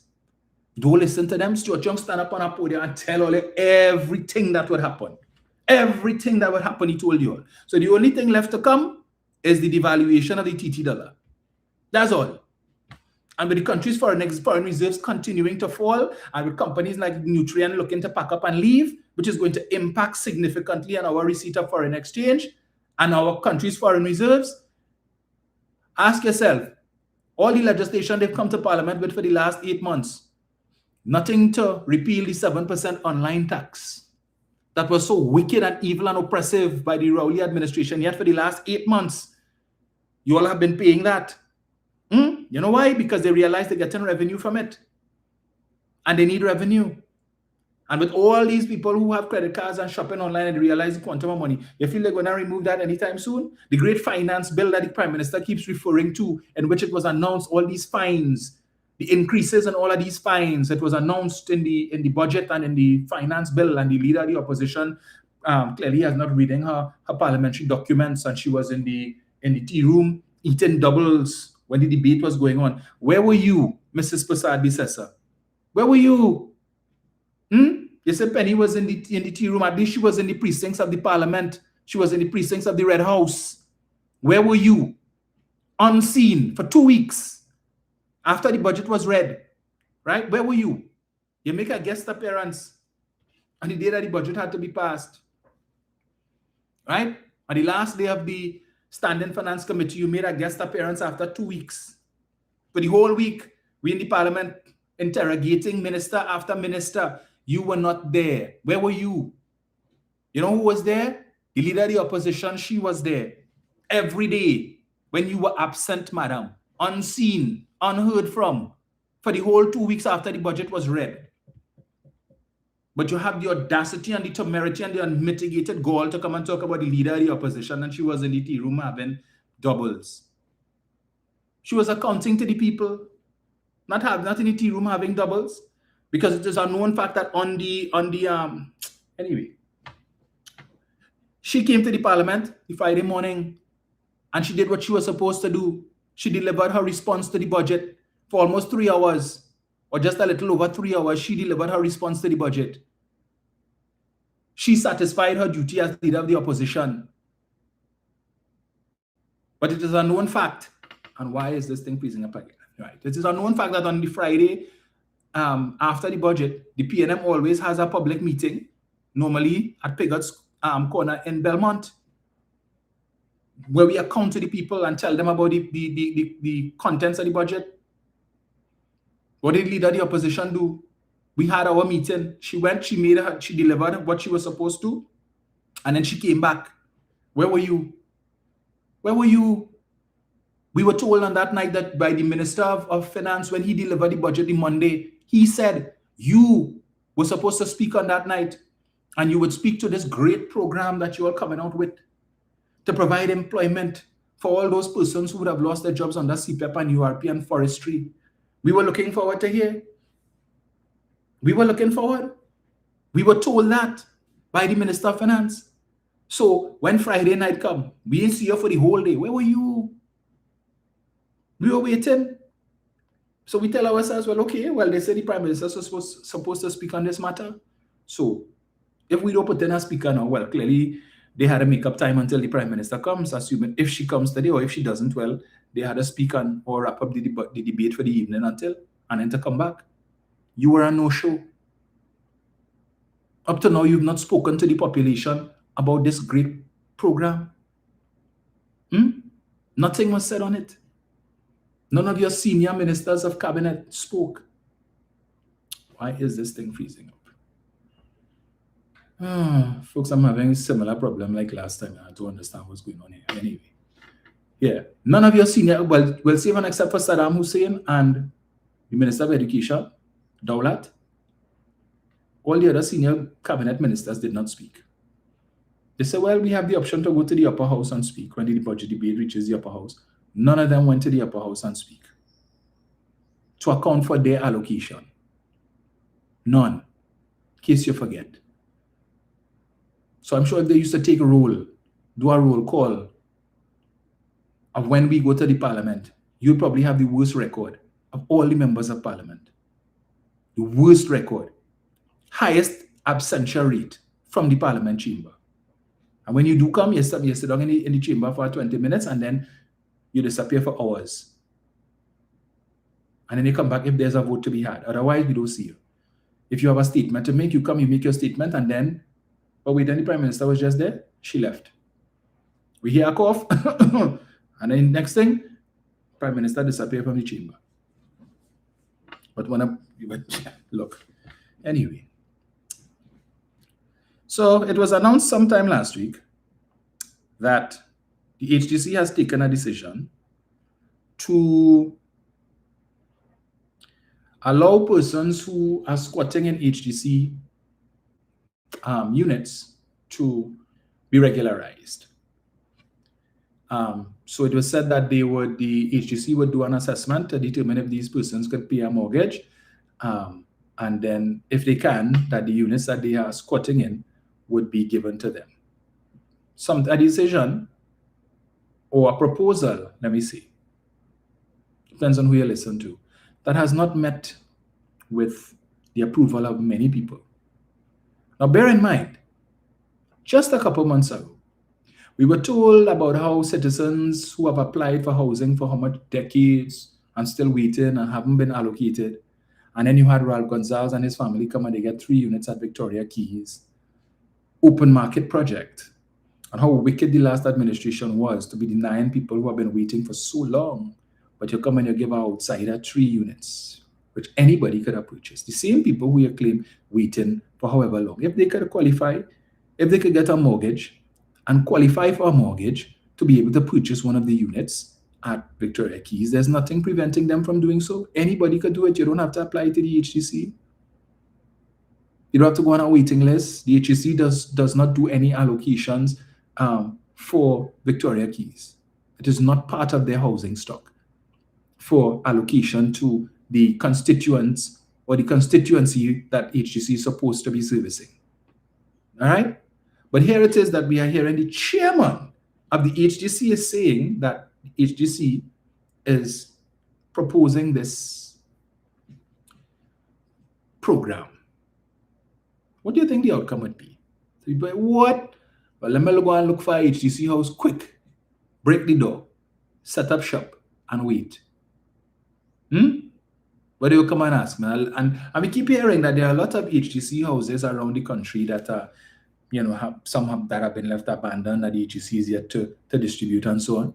So it's not to say, well, okay, I'm going to go in an area where it's populated and have 1 or 2 vacant. They will probably look to go to one of these developments where you have a number of empty units.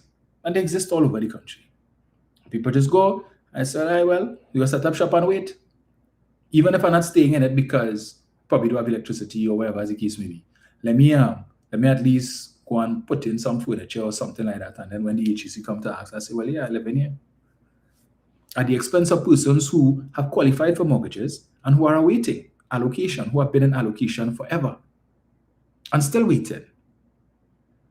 But the kicker in that is that the Minister of Housing is saying, I don't know about that. They're asking me, what? Well, that's news to me. The first I learned about that was when I read it in the newspapers like everybody else. The Minister, David Lee, not the two lower level functionaries who joined P under false pretenses. Not them, right? The Minister himself. Now, I haven't heard commentary from the two lower level functionaries. I haven't heard them come out and say, well, you know, whatever, or even speak to the issue. Both of them are very, very active on social media, and neither one of them have come out to address this, to give a perspective or an opinion or clarity as to where this decision came from. Because if none of them knows about it, the three of them, which means the HGC is a law unto itself, and we need to question who really is the Minister of Housing. Is it Feroz Khan or David Lee? And the two lower-level functionaries that he has with him who draw in over $70,000 a month salary for doing nothing. Clearly, doing nothing. Let me pull up this story here. Let me get this here, right? Where is it? Right. Lee was not told about HGC regularization plan. Were you collecting close to $100,000 a month? All right. Housing Minister David Lee says he was caught off guard by the announcement made by the HGC chairman, Feroz Khan, that people residing illegally in units across Trinidad and Tobago would be legitimized. Illegally. Prime Minister said Trinidad and Tobago is a lawless dump. And you legitimizing illegality, but we're a dump. Speaking to the Express via telephone yesterday, Lee said that the first he heard of the regularization of such persons was in an article in another newspaper Sunday. You are the minister. I thought boards are supposed to carry out government policy. That is why the government selects persons to put on the board. So that the board, when they receive correspondence from the government, from the cabinet, who would give them instructions, all right, as to how they are to manage these state enterprises. I thought that's how it's supposed to work, but apparently I am misinformed. That is a policy that was taken by this new board and chairman without any discussion with myself as line minister or any of my other ministers. So Feroz Khan, the chairman, and the board of HGC, according to Mr. Lee, making decisions about state enterprises and state assets without consulting the minister or the ministers or the government. Why does Mr. Khan believe that he has the authority to do such? I don't know. The first time I read it was in the Sunday newspaper article. He said, that is a very sensitive matter. It should have been discussed as a policy change. It is a very sensitive matter, he added. He also took note of the uproar on social media highlighting claims of unfairness by the HGC after individuals waited for years in its system to be allocated a home. People are in the system for years, and these squatters are people who would have just gone into these homes, occupy these homes, and feel that now that they are there, the law cannot touch them, Lee said. It is a matter of fairness and principle, and it is something that people feel aggrieved that some people have been in the system for years, and these people are now being regularized, having just gone in and taken over the homes. Speaking about what he said appeared to be a policy change, the minister said that there was no input from him as the line minister on it. Based on what I read in the newspapers, I would have to have a discussion with the chairman and this board about this policy change to understand what is their thinking behind it. Now, this story is dated December 30th, right? Which would have been, what, Tuesday? So since Sunday you read this story in the newspapers, I am certain Mr. Lee has Mr. Khan's personal phone number. I mean, that's your chairman, one of your chairmen. So one would think you reading this story and knowing that the media would make inquiries, that you would pick up the phone immediately and call Mr. Khan to ask him about that in anticipation of questions coming to you either from, one, the media, or two, the opposition. You don't want to be caught with your pants down in a position to say, well, I'm here, no, I don't know. I don't know about that. At least pretend as if, you know, you were aware of it and you had some kind of input. So you read it Sunday, you didn't call Feroz. Monday, you didn't call Feroz. Tuesday, up until the time when they reach out, you still ain't call Feroz. Right? What does that say? You were not concerned about this? Well, all right, if that's what they're going to do, well, so be it. That's the impression I get it. Because if I am a minister and I am reading something I know nothing about, this is something significant. By your own admission, this is something very sensitive. And you must be able to anticipate what the public response is going to be.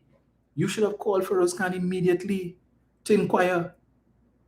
But it's a case of the tail wagging the dog.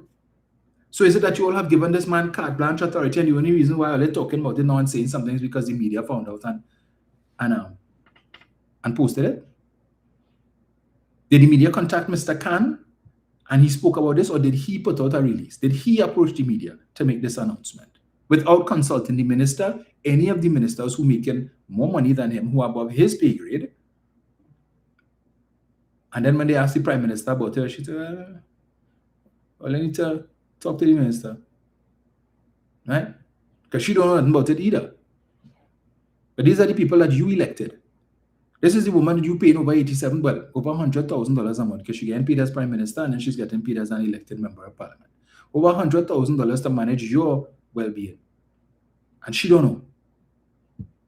She doesn't know. Her ministers don't know. Right? They don't know about it. I continue. So let me get this here. So as somebody said, the left hand doesn't know what the right hand is doing. So after the horse has already bolted from his stable, now you come in to say, well, something for me to have a discussion with Mr. Khan about. That's how it works? Okay. So I guess maybe that's why Michael Kerr, as the chairman of TTT, right? Maybe that's how Kingsley is going to be on radio from Monday and is being paid by TTT. And maybe that is why the underground report has now come out from underground and will now once again become the ground report. And as I saw a clip earlier on, right, they will be back on mainstream radio on Monday as well. Earning your taxpayers' dollars to come and bad talk the opposition and to defend the government. But it seems as only UNC supporters have an interest in state-owned assets. PNM and anybody else who doesn't support the government, we don't. Because I saw where they did away with the morning show, as I told you all on TTT. And yesterday morning, I remember to check and see what they have. And I tuned in just after 7 o'clock. And what did I see? Japanese anime, Japanese cartoon at 7 o'clock in the morning.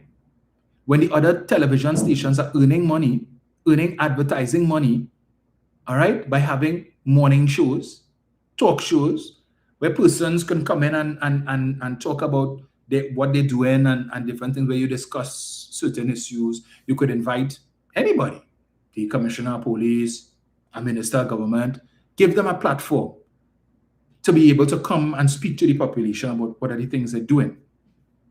But instead, you have these ministers now, when they should be using state media to disseminate this information, they are appearing as guests on private media. So they go into the same Sabga media they're referring to, and go into the same TV6.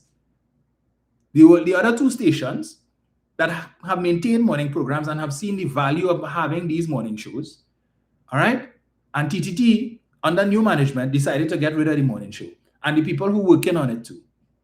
So some of these guys, I know the morning host, former host, who goes by the name of Raucus, right?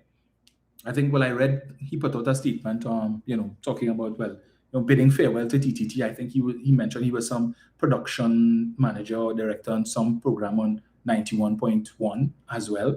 And now he is parting ways all entirely with TTT and a number of other persons as well. I saw Segoni is also parting ways, who read the evening news and so on. And you all getting rid of these people to bring in people like Kingsley and Andy Williams and Lennox Smith. and paying them taxpayers' money to come and talk bullspit, right? To continue their nastiness, their attempts to malign the opposition, right? So they're no longer doing it underground on internet radio. They're now coming on mainstream radio to do it and use up time that should be used for more productive things, to be able to encourage the private sector to advertise on these radio stations and generate income that the government needs. Well, I don't know, maybe some of the businessmen who looking to bend the knee or looking to get the blessings of the prime minister will probably advertise there now. So they might still generate some income there. But Michael Kerr, right? Mikey K, who was part of the underground report, is now the chairman of TTT. And you have people like Anna Munsami, that disgusting individual, is also a board member, being paid with taxpayers' dollars. Yes. And the men and women of letters see nothing wrong with that. All was talking about the PNM need a rest, and the PNM need to take a 5 years, and need to take a rest. Where are you all today? Where are you? Evil prospers when good men say nothing. Question how good some of you all were. So just coming back to this whole issue here, right? So don't be surprised. You all remember, don't forget, in 2010, in the lead up to the general election of 2010, which the PNM lost, when the PNM then, under Mr. Manning, had embarked on an exercise to curb squatting, where a number of new squatting developments had been setting up all over the place, and the government took a decision, right, to put a stop to it before it became out of hand. Mrs. Prasad Bisesa was one of the attorneys who represented some of these squatters and went to court and won on their behalf. And you all remember what that led to? When she became prime minister, or when it became clear that the PNM was in trouble with respect to the general election, all over the country, you had these new squatter settlements popping up, cashew gardens and pineapple place and all these different things. You remember what deceased Robocup? Remember that? Because Mrs. Prasad Bisesa would have fought the case on behalf of some squatters, and she won the case, and they were talking about the state and oppressing the poor people and all of these different things. Now, what did people read from that? Well, Mrs. Prasad Bisesa, who is poised to become prime minister, she supports squatting. And so what did these people do? They went and put up little shack all over the place. And having become prime minister, realized the Pandora's box that she opened, wanted to flex her muscle. And so my government will not tolerate the illegal occupation of state lands. And they sent the necessary authorities to go and demolish these homes. And I always reference one that was reported in newspaper after they demolished in cashew gardens and wherever else, Pineapple and so on. Pineapple Smith, I think, was the name of the place. And when with Robocop and so on. She announced when she was interviewed by the media, we heading down to La Brea next. And they did that.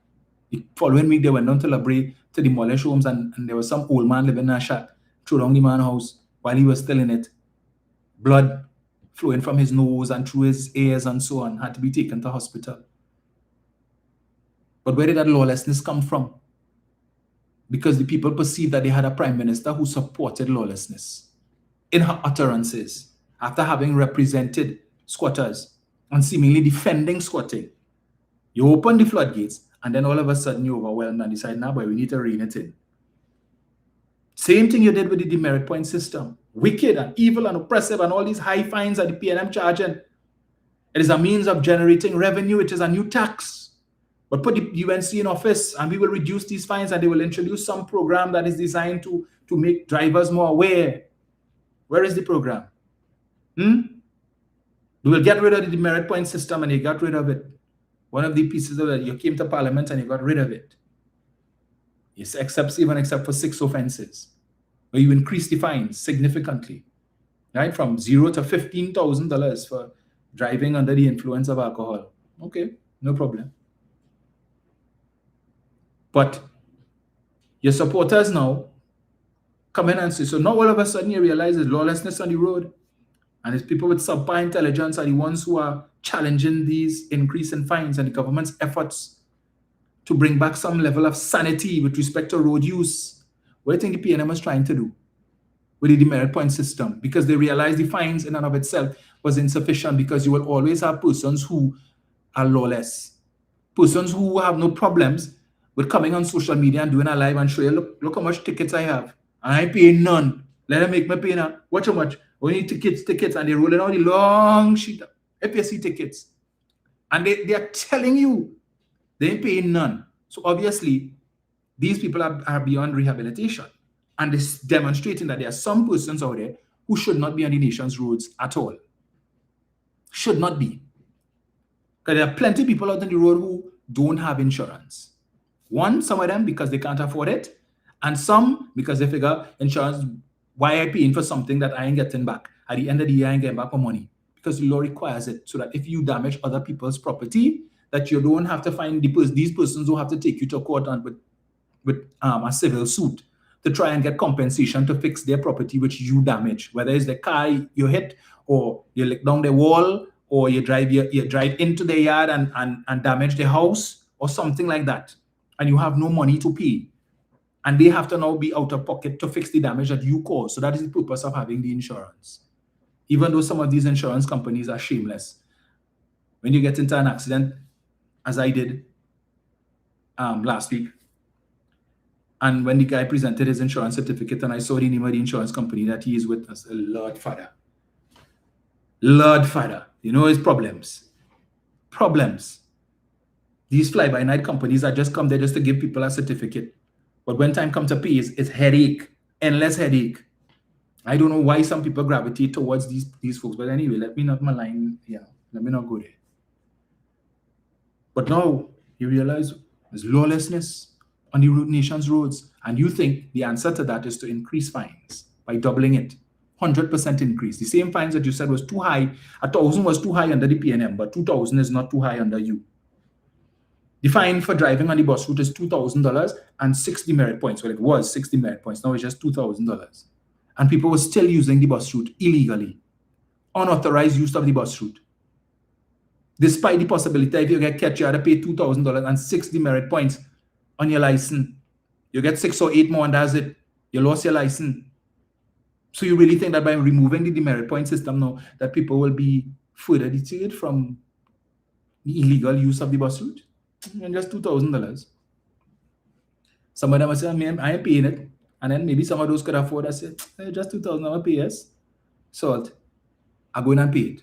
And they pay their $2,000. And then they will do it again. So you think increasing the fines now is going to deter people. And the issue that a lot of people have is some of these fines are ridiculous. And they're sending out their minions with the talking points that if it is you are opposed to these fines, you are inclined to break in the law and you are a lawbreaker. What utter rubbish. What garbage. But you know what they say about karma, right? I saw one of their supporters, one of their activists, the social media activists who always cussing the PNM. Day before, right? Couple days ago, he did a live, again, trying to defend the government with this increased fines, and the only people who need to be concerned is lawbreakers. And if you don't break the law, well, then you don't have any fines to pay. So what you're complaining about, this is really meant for those people who are errant and who... The next day, I couldn't help but laugh. I see a video come out yesterday. My boy and his son went to the airport to pick up his wife, right? And you know, sometimes when the flight comes in, so you're expecting the flight to come in at a certain time. You don't want to spend money to go in the car park and park up your car and wait until the person come and they call you and say, well, I reach outside. You drive and you spend $10 or $20, as the case may be, right? So what some people do, they keep making the wrongs. Some of them try to park on the outskirts and wait until the airport authority security pull up and tell them to move, and then they will drive around until the person come outside, and then they pick them up so they wouldn't have to spend $10 or $20 at best in the car park. Okay? So my boy and his son driving around, and then they call the wife and she say, well, yeah, well, she outside. So apparently when they make the first rounds, as you know, this administration, this government, put traffic wardens to assist with the regulation of traffic in the airport. So he's driving around, according to him, and he noticed that the traffic warden look at him. All right. He make the wrongs, come back, look at him again. Third time, come back around, get pulled aside. Because he has his phone in his hand, which is an offense. That is one of the offenses for which the fines have been increased from $1,000 to $2,000. Okay? If you have your phone in your hand while the vehicle is in motion, he's the driver. So according to him, they pull him over thing and ask him or whatever, ask him for his license and insurance and whatnot and stuff. Long story short, he get a ticket and he vex. And all the traffic warden wicked and she worse than Rohan Sunanan, but the thing and worse than Rowley, and he had to find a way to inject PNM into that. And when you read the comments, a lot of the people in the comment section say the only thing we regret is that you didn't get a ticket on the 1st of January when the new fines come in place. So instead of 1,000, you would have had to pay 2 for your stupidity. What are you complaining for? You supported it. You say it's only lawbreakers, only errant motorists would have to pay a fine. That's what you said. And then he's telling the officer, so my phone in my hand. So where want me to put the phone? Where want me to put my phone? It's my phone. So where want me to put it? And arguing with the traffic warden, and traffic warden said, well, that's the problem. You, by your own admission, you are guilty. You said you had the phone in your hand. Yes, so where want me to have the phone? It's my phone. And she said, but that's the offense. Having your phone in your hand while the vehicle is in motion is an offense. Whether you're on the phone or not, you have it in your hand. So he come and do a live and he complaining and complaining and think, it's damn good for you. It's good. So you think that you were unfairly treated, that this traffic warden was wicked. Okay.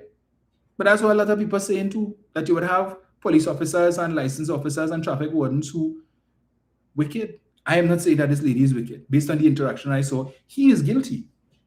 So you will pay $1,000. I wish you should have had to pay 2. You should have been one of the first under this new system that you supported publicly on social media just a couple of days before, to endorse your prime minister and endorse your government that you support and you voted for. Now you find yourself a victim of the very same thing that people are complaining about, and you so brave to come on social media and complain about that. Should I get a next one? PF Cutters is saying Kingsley will have to lip speak. I may tune in probably for the first show just to hear the nonsense, but you know how that is going to go. But coming back to the issue of the fines, right?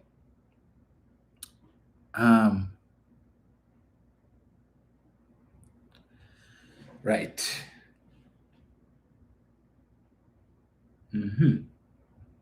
Let's not look at this here.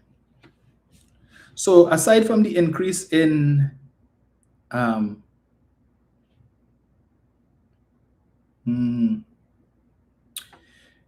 right, the increase in road traffic fines, I saw the member of parliament for Aruka Lupino. Why is this thing frozen again? Marvin Gonzalez put out something yesterday. So apparently a change was made. There was an amendment to the Motor Vehicles Act where some fines that should have come into force today would have taken effect yesterday. All right. So if you caught a ticket yesterday, well, pressure, you had to pay the new fines, despite the fact that they said it was going to come into force on the 1st of January. It was also announced on the media that the police will be out in full force today. So those of you who plan to go to the beach, to go to the river, wherever else, make sure everything in a gear. If you know that your vehicle is up for inspection and you didn't inspect it, yet to be inspected, I suggest you find another vehicle or stay home. All right? Make sure before you leave home, you check. But even that is because you could check before you leave home, you have all your lights working, and then on the road something happened and you bounce up a roadblock and pressure. All right? Check your tires, check everything before you leave home. Okay? Because you don't want to catch one of these new fines. So, and then there were some additional fines based on what Marvin would have put out yesterday.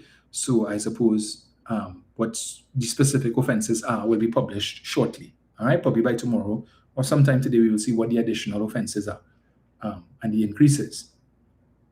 So there are also increases with respect to the cost of your passport. If you lose your passport, it is now going to cost you $2,000 to replace.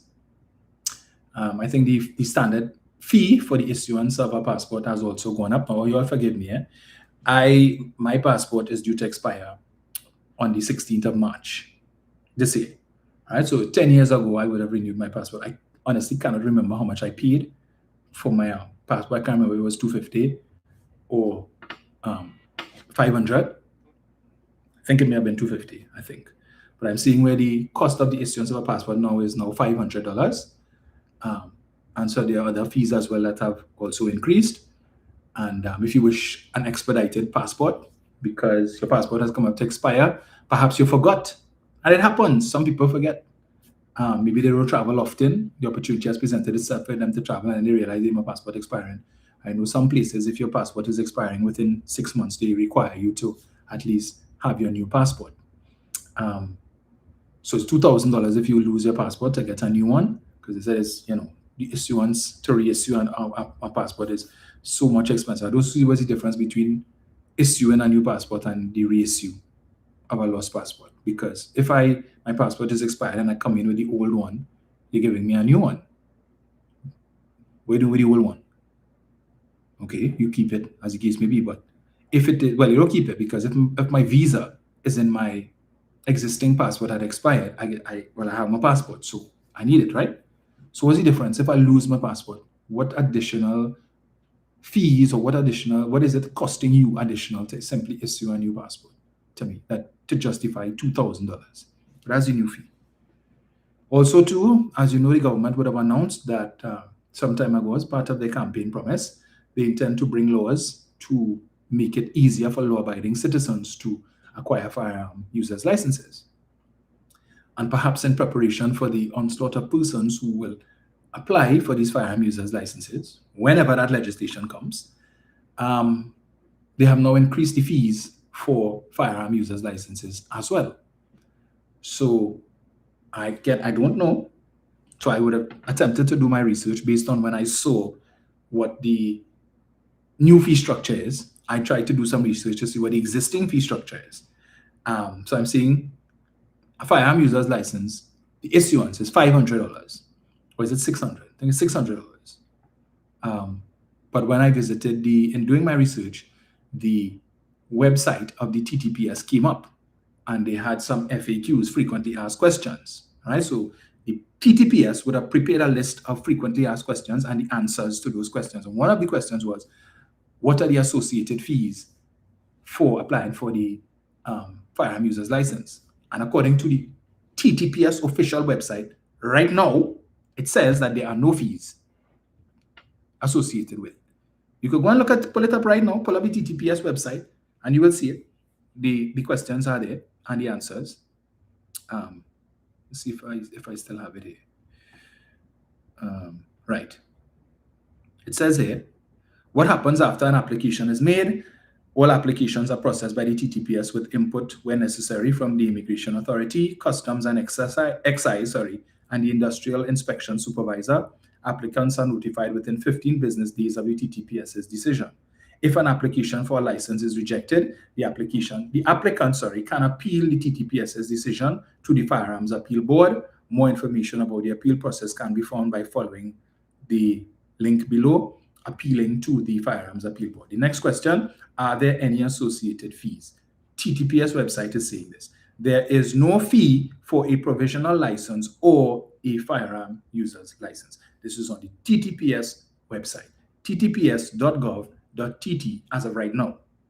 So if that is the case, then it means they have now instituted a new fee of $600 for your provisional license or your firearm user's license. The cost to renew a firearm user's license has now gone from $500 to $1,000, and there are other fees as well. Okay, so it seems that the government is consistently increasing fees for everything. You have to register birth, register death. Fees have gone up for that as well. And I also saw certain fees would be relative to immigration and so on. So if it is that you're applying for citizenship or residency and so on, these fees have also gone up as well. All right, so if you are a hunter and your firearm user's license is up for renewal, effective now, you will be paying double what you paid last time. Okay, for those persons who, when you went to apply for your passports, you went as a family, so you set one appointment, because I'm hearing it's difficult to get appointments now when you have the whole family went and all of you all applied and get you, so you have the same application date or the same issue date and the same expiration date. Your fees have now gone up. All right, so you had to pay double to renew all of these passports. So make sure you have your money, you save your money, take note of when your expiration date is, and do the needful. Okay? And this is happening not under the wicked, evil, and oppressive PNM, but the loving, caring, generous, and benevolent UNC. All right? Under Mrs. Prasad Bisesa, who they have been prime ministers before me, and they will be prime ministers after me, but there will never be a prime minister who loves you as much as I love you. Right? Under her, all of this is happening. Increase fees. And when you argue and complain about it, what does she say? Subpar intelligence. You're a lawbreaker, you're lawless. Hush your mouth. Let me go again. So many things were saved. Where is it?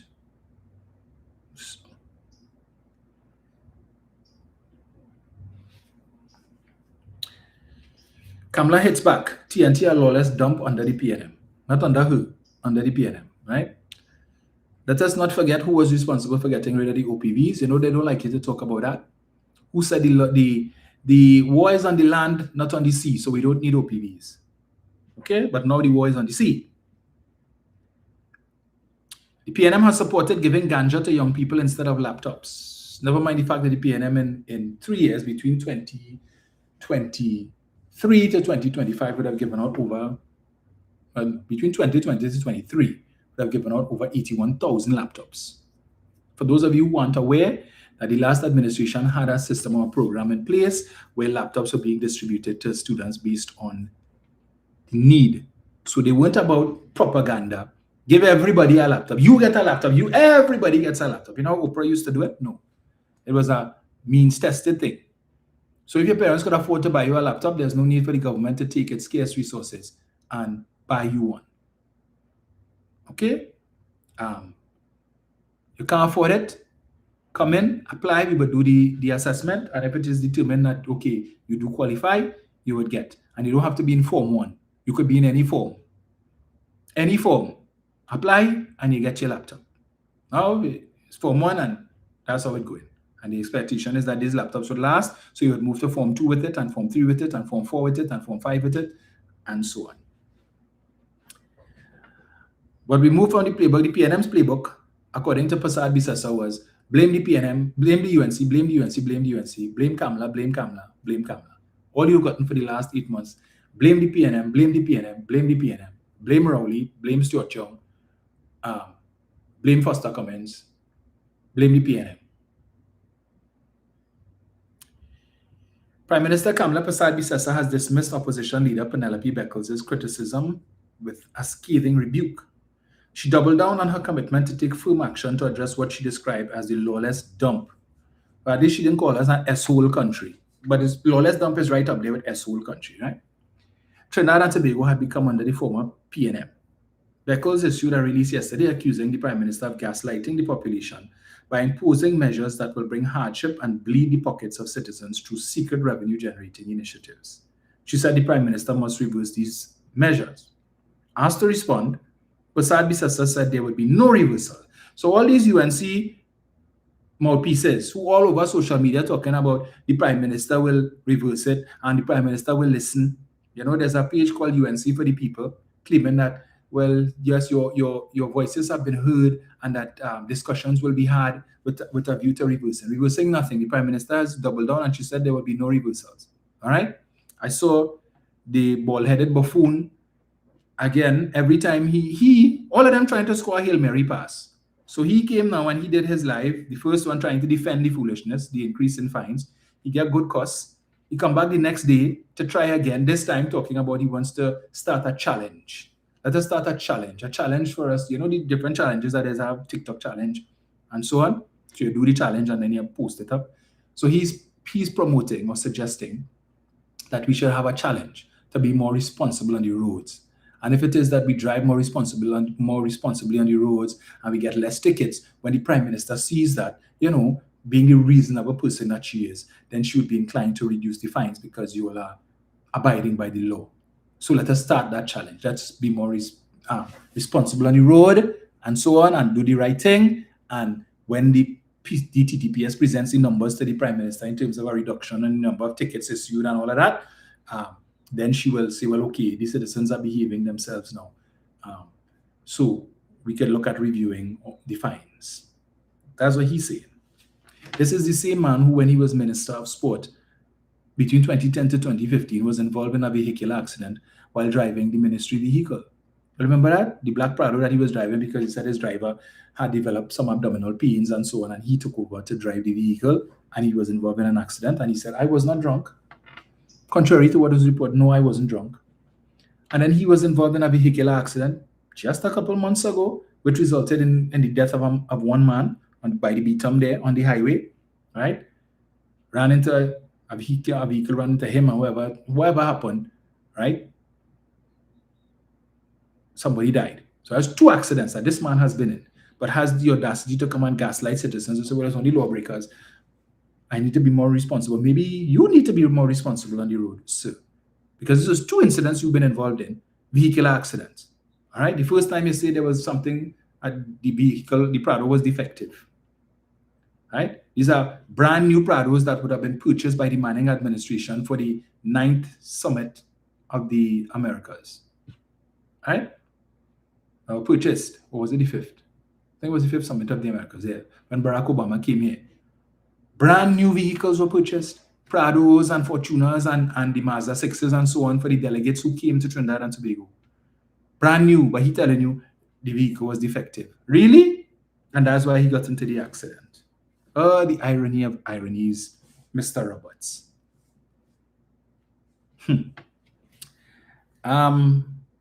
All these measures were present, firstly, in the budget, and secondly, in the finance bill. Madam, you all announced 3, the increases to 3 fines related to traffic offenses in the budget. I have it here, the document here, for all to read. It is here. Only 3 offenses were mentioned in here, madam. So to come and say all of these, there's over 60 offenses you all increase the fines for. Over 60. She goes on to say she should read her parliamentary notes, papers, and reports. I have no ill will against her, but she's embarrassing herself, speaking about the leader of the opposition, with her incompetence in parliamentary and legislative matters. She couldn't even move her own motion in the parliament, Prasad Bisesa said. She accused the opposition leader of failing to look at after the interests of citizens. She and the PNM are carrying their supporters down the wrong path. They seem to harbor no great ambitions for their supporters or citizens. I was shocked when the first thing she spoke of in the budget was the price of rum. Is that what she believes is important to PNM supporters and citizens instead of healthcare, education, security, and sustainable jobs? What sustainable jobs have you created, madam? A 100-year-old woman died at the Port of Spain General Hospital just a few days ago after spending 2 days on a chair in the Port of Spain General Hospital after having suffered a heart attack. 100 years old, madam. 100 years old. 2 days, 48 hours sitting on a chair in Port of Spain General Hospital. You couldn't even find a gurney to put her on? A stretcher in the corridor? Had to sit down on a chair for 2 days? And then you send her to St. James and you want to talk about priority in healthcare? Well, I didn't send her to the Great Kuva Children's Hospital instead of sending her to St. James. Instead of having her sitting on a chair for 2 days. If you know the hospital couldn't accommodate, well then send the ambulance to the Great Kuva Hospital. Why didn't do that? But today she's deceased. After surviving for 100 years. She survived the last 10 years under the PNM. She couldn't last 8 months under the UNC. Today she is no more. I want to talk nonsense about education and security. Is you put police in schools. You, as Minister of Education, you took corporal punishment out of schools, and 30 years later, you had to come and replace it with police. Who did that? It wasn't the PNM, madam. Prime Minister said the policies of the former PNM government were never about uplifting the nation or advancing progress. The PNM has supported giving ganja to young people instead of laptops, encourage rum drinking and gambling. But you'll correct me if I'm wrong. You'll remember when the PNM, I think it was 2017 or thereabouts, would have increased the fees for casinos and so on. And the union or the entity that was representing these casino workers, you all remember the uproar they made, and they came in Parliament and so on, and they were sitting in the public gallery, and when they were interviewed by the media, who started to cry and so on. And then you had Watson Duke pleading on their behalf. In fact, I think the UNC then had made Mr. Duke a temporary senator to be able to come in the Senate and speak on the issue. You all remember that? And the PNM was being wicked and evil and heartless, and how many people they were going to put on the breadline because all of these casinos and all of these increased fees and all of that, and these people will be out of work and so on. You all remember? No, this lady has the audacity to come and accuse us of encouraging gambling. How so? When you all were against the fines that were intended then to do that, and it wasn't as significant as what you all have now introduced. Quite recently, we saw the Bar Association people come down to the Parliament to complain, to protest that these fees will run them out of business. Talking about we encouraging. They believe citizens want to be grass cutters and street sweepers instead of having sustainable jobs where they can afford a decent home and life. PNM MPs don't support these negative things for their own children and families, but support it for citizens. No matter. We understand that there is an economic toll to some of these decisions that you all have made. It's not that we support rum drinking, but we understand that alcohol isn't only used by people for rum drinking. All right? We understand the part that alcohol plays with respect to certain things. Christmas, some people make their money by selling puncha creme. Right now, I know someone who would have sold puncha creme for Christmas.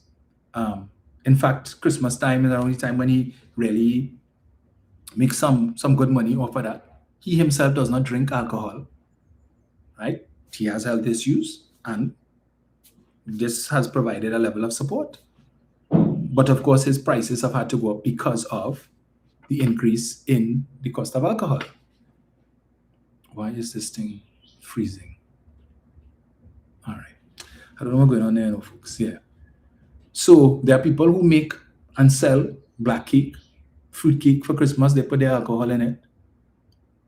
Some of them don't drink it, but they put it in it. It's not only that, Carnival come in. All of these all-inclusive fetes, the premier all-inclusive fete with the Saints, St. Mary's College, provides premium alcohol. One of the attractions. The money goes towards the upkeep of the school because the school doesn't get enough money from the government. When they have to take money to pay teachers privately because the ministry doesn't have teachers for certain subjects, or if they do have teachers, most of these persons live in South and are not inclined to come to work up North. And when there is a shortage of teachers because the Teaching Service Commission is not doing what they need to do to be able to recruit teachers on a timely basis, and so you have a shortage in terms of availability of teachers to provide for these schools, they have to now find the money to hire teachers on a temporary basis until the ministry can find a permanent replacement. I would know because I am on the board of the St. Mary's College Past Students Union, and we pay salaries for a number of teachers privately every month.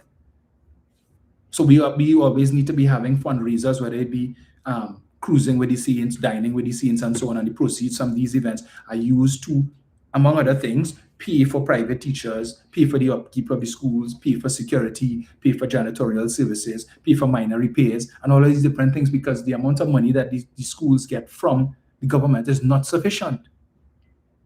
And Fete with the Saints, which is our biggest revenue earner, one of the attractions to this is, of course, because people say they get premium alcohol, they get value for their money.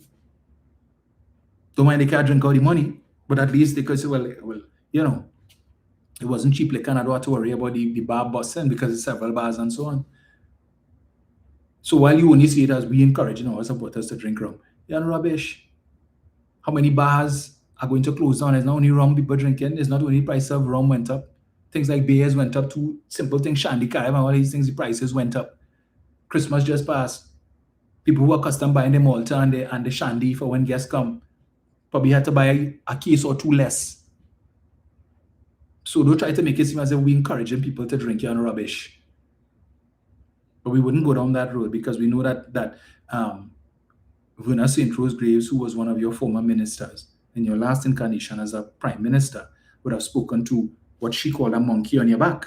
Your back, and we know what that monkey was. I wouldn't elaborate, but everybody knows about it, madam. Let us not forget it that as prime minister, a plant-like substance was found on the windowsill at your home.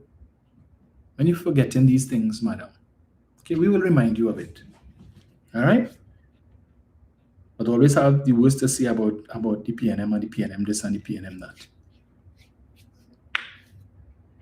We defending the citizens. What you should be concerned about is the fact that a lot of the measures that you have taken over the last couple of weeks and a lot of your pronouncements over the last couple of weeks have not met with approval from a lot of your supporters, many of whom are now calling you a liar and a great traitor. They're calling you that, madam, your supporters. Many of them are saying, well, they don't vote. They never voted again because they can't support the PNM and the UNC betrayed them, so they're not voting. That is it. They ain't going to stain the finger again. Meanwhile,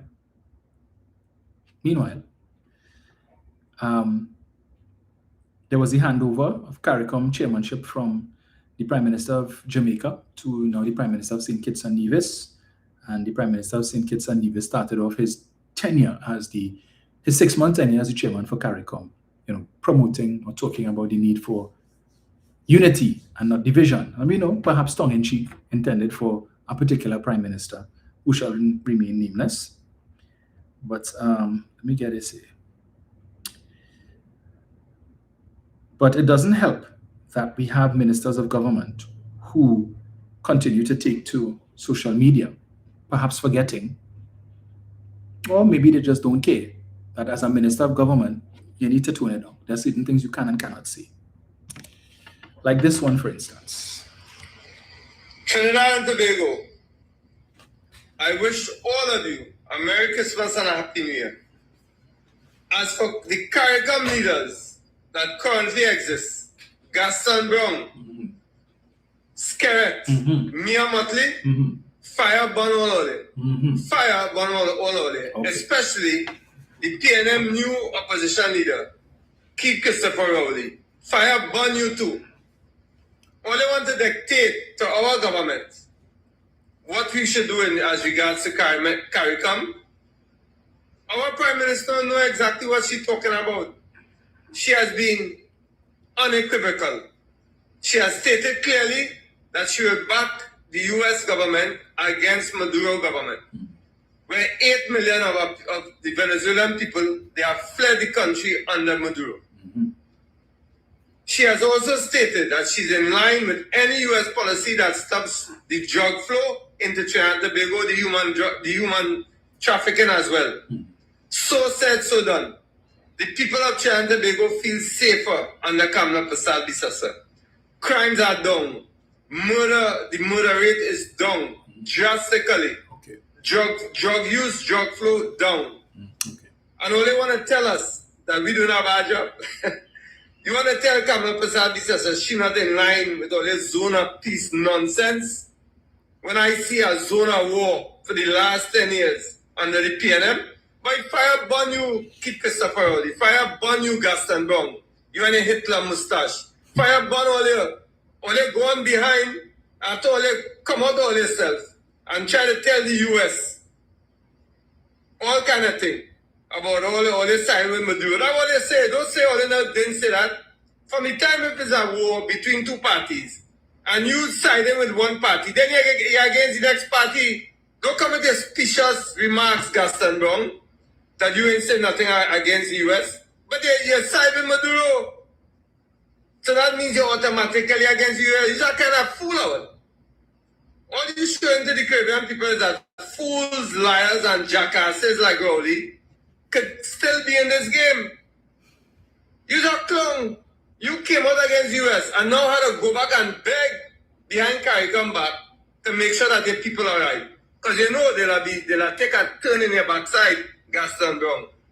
Yeah, don't feel it disrespecting our Prime Minister or disrespecting this government. When you and Skerrit and all the old boys club watch Rowley take Trinidad and Tobago down the rabbit hole. Why didn't come out and talk to him? Why didn't ask Rowley why he didn't close the borders? Why he didn't stop the drug trafficking by the 1%? Why didn't do that? Eh? Well, they come out now and want to talk about this government. Hey, check all their own, instead of their own countries. All in a mess. All in a mess in Dominica. All in a mess. Gastonburg and Antigua Barbuda. Miamatli place in a mess. Miamatli, you have questions to answer? You, with your big self. You have questions to answer concerning Brent Thomas. I want to know. I want to know who ordered that. Don't feel like getting away just so. I find all they feel like a jump on. All they feel a little in their moment week. All they wrong. All they wrong. I could be asking all they some questions. Gaston Bong, you slow your roll big time. You slow your roll big time. Don't try and be duplicitous right now. You came out against America, then had a double back, and go and beg America to raise the restrictions. Do what you have to do for your people. Don't tell our Prime Minister what she have to do for hers. You understand? We're going fine. The people of this country feeling safer. They're seeing some hope under this government. So stay in all the lane. All you have to deal with us. Miamatli, you have questions to answer? Don't feel like you're staying up thing behind the scenes and then playing like you understand? You're moving like Coleman, but Marvin Gonzalez, how come I hear that man from only about the US anymore? Only want to make sure they can still go to the US, eh? Well, they set up all them chinbegoonians to talk about the US. What a pity. People who is talk, but don't put their money or their lives or their personal wealth where their mouth is. That's what it is, PNM. That's what it is, Gaston Brown. Why they come out big and bad and say all they for liberalization, all they against US imperialism? Why they do that? All they go on begging to get visa restrictions lifted. A bunch of CARICOM hypocrites. Hey, all they tend to all the countries. All the countries are a mess. We doing our thing here. Well done, Kamala Prasad, Disasa. You have our full support. The support of the people of Trinidad and Tobago. Just study all them international relations buffoons who feel they could come and talk about international relations and have no idea how nuanced it is. They have no idea how nuanced it is. Just a bunch of crap all they talking. Anthony Bryan or Brian, whatever your name is. A bunch of frauds. We doing all right. The people in Trinidad and Tobago feel safer. And that is what matters. Trinidad and Tobago, I wish you all a happy new year. My CARICOM brothers and sisters, Merry Christmas and Happy New Year. Sort out all the frauds that lead in all the country. Gaston Brown, Skerrit, Miamati. Sort them out. We sorted ours out. We're only gone. He back as opposition leader now. Penny realized that stage at Balize House coup. Hey, Trinidad and Tobago, loving the house from the general all the time. He's a minister of government. Made that video from while sitting in his office as well. He's not a minister. He's a parliamentary secretary. Good afternoon to His Excellency the President of Pleasantville. My apologies, sir. Apologies.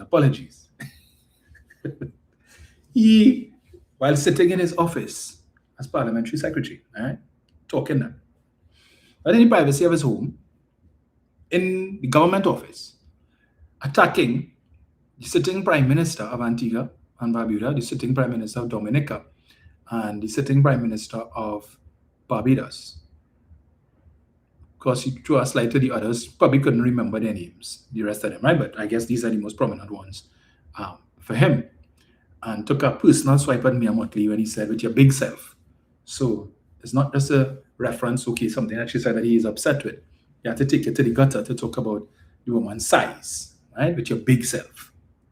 He's a minister, well, not a minister, parliamentary secretary. Not much different because he's making the same salary as a minister in the Ministry of anyway. And he's paid as a senator. And we keep making the point that when these senior government officials make utterances like this, and there is no condemnation from their leader, she's not going to tell him, stay in your lane. She's not going to tell him, pat down. She's not telling him any of these things. She pretends as if she doesn't see it. She don't know about it. But we know she sees it. Because from time to time, she will make reference if they have a function and she's making a point and she might say, and Anil, and Philip, and David. So she sees these things, but she cares not to condemn it. It's okay. When Anil Roberts went on his tirade against Ralph Gonsalves, and then she came out and said basically, well, you know, you say anything wrong? So you've given them license free reign. What does that do? Remember, the internet is global. So when he does this, this isn't confined to Trinidad and Tobago. And when this is shared, and you have citizens of CARICOM, and I see it all the time now, I'm seeing you have posts coming up from citizens of St. Vincent and the Grenadines who sharing these videos. Those who are opposed to Ralph Gonsalves and his party, they're sharing it. In St. Lucia, you're seeing persons who are opposed to the government sharing these things. In Dominica, you're seeing stuff coming up. People who are opposed to Mr. Skerritt and his government sharing it. So they are relying on content from politicians from Trinidad and Tobago to lash out to say, well, you see, it's not only in we country, Trinidad and Tobago too. What message does that send? And Mrs. Again, and I made the point, St. Kitts and Nevis is now chairing CARICOM. So they go by alphabetical order. Right? So I think you probably have, so you just have St. Vincent and the Grenadines, maybe St. Lucia, and then thereafter, Trinidad and Tobago will assume chairmanship. Why is this thing freezing? Right? Trinidad and Tobago will soon, if probably by next year, will assume chairmanship of CARICOM. And if Mrs. Prasad Bisesa continues to say the things that she's saying, and her ministers like this one continue to say the things that they are saying, and it's not just about the leaders themselves, you know. The citizens of Barbados who overwhelmingly support Mia Motley will take issue with that. And the same way he vex, and Anil vex, and the rest of them vex because somebody says something about Mrs. Prasad Bisesa, one of these leaders. And it's nothing derogatory like what they say, you know. Because for you to take it to the base level, the gutter, to talk about Mia Motley and her size, you, Mia Motley, with your big self.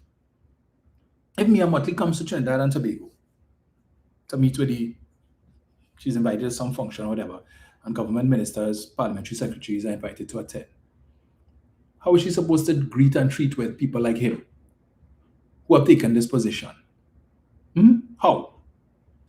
Well, he probably just wouldn't show up, because just as he did when the Indian Prime Minister came here, and he didn't attend any of the events because he's opposed to the Indian Prime Minister and his treatment of Muslims.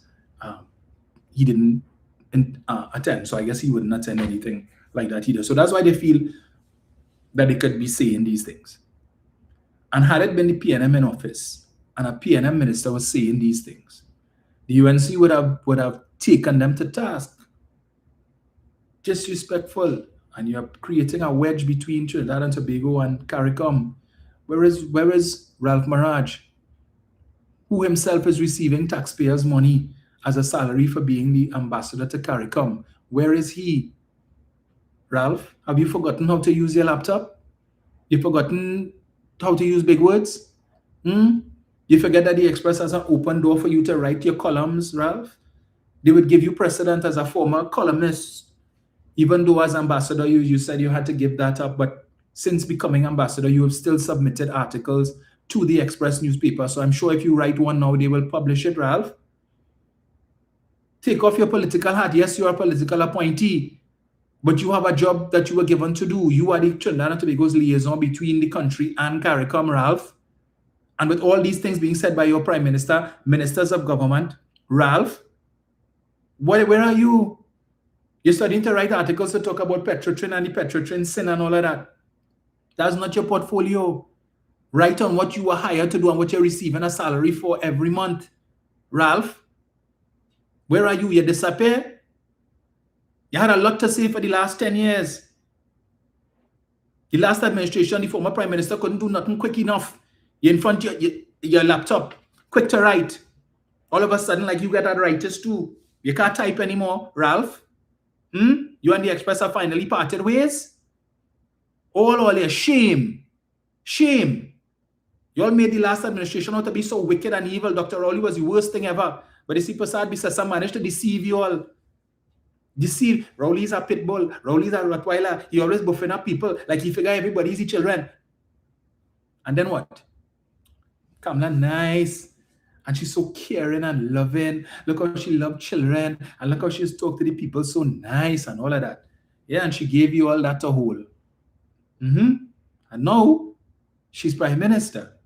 Well, you're seeing the true colors. She's referring to you all as subpar intelligence. She don't care. If you want to drink your rum and drive crazy and dead, that's your business. If you want to kill yourself, that's your business. If you want to drink rum and dead, you could do that. If you want to give your children weed to smoke, okay. Neither here nor there with me. I couldn't care less. Go ahead and do it. But I am just for the law-abiding citizens. But the rest of you plebs, you ungrateful wretches, who want to be speaking me now after I gave you all a $1 reduction in the price of super, after the wicked Dwayne Embert increased the price of fuel 6 times, and all it in right. And I come and I gave you all, you ungrateful wretches, a $1 reduction in the price of super. I remove VAT on 7,000 food items. Don't mind, you're not feeling it in the grocery. Ungrateful. And you all want to complain? Well, you all will see my true colors now. And she's showing you all true colors. Take increase in all your backside and hush all your mouth. Okay? You got a reduction in the price of super. Be grateful. Hush. I don't care if it is that the landlords increase their rent because of the landlord surcharge. Haul all your tail. Take increase. As my Minister of Finance said, find somewhere else to live. And as I mentioned that, let me read this quickly, right? This is a memo that was sent out to the staff of one insurance company so far, right? Just one so far. As you know, the insurance companies operate under what is called an oligopoly. When one does something, everybody else will trump and follow suit. Because they have an association called ATIC, the Association of Trinidad and Tobago Insurance Companies. And the heads of all of these companies sit on the board and they discuss things, all right? So it has started. I mentioned it in my budget presentation, and some people wanted to rake me over the coals for saying it. I didn't care. How could you, as the president of TIFA, say such and such? I just said what I heard. So let me get it here. Let me just read this for you all, right? Dear staff, good day staff. Please be advised that the policy fee increase is scheduled to be implemented on Thursday, the 1st of January 2026 between 11 a.m. and 1 p.m., which is now 4 p.m. So it was already instituted, and during this period, such and such systems will be offline. Right? Please be guided accordingly. I told you all. The discussions, if you go back and you play my contribution to the budget, I said the discussions are being had, the numbers are being crunched, and the increases are coming. Didn't I say that? And it has started. Why? Because of the asset levy. The government is saying we want 0.25% of your total assets every year. Every year we want it. And as your asset base grows, there's more money that we're going to get. So it's about revenue collection. And we don't care, right? We will pass on the fees. If they pass on, too bad. Find another insurance company. That making sense? That making sense? Speaking of which, it's just so many things to talk about. So with the announcement by the government that they are going to increase the fee for the Maxi taxis using the priority bus route from $1,200 to $2,400 a year, right? For the benefit of the people with the subpar intelligence that the Prime Minister spoke about, probably from her party. the maxi taxi drivers, as you know, they have a bus route pass, right? So if you want to use the bus route, you have to pay for the pass. It's not that easy as you just apply and you get one, because you have a lot of maxis on the main road too who would like to get bus route passes and haven't gotten. What's the problem with the main road? There's real traffic. The main road really is for short drop people. All right?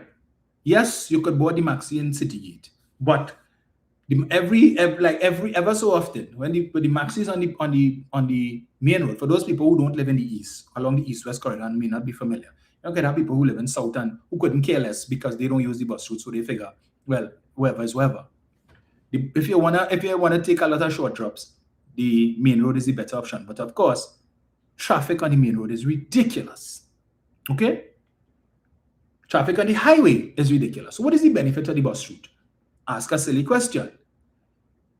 Traffic is a little better because only authorized users can use the bus route, meaning the maxi taxis, the buses, and persons who have bus route passes.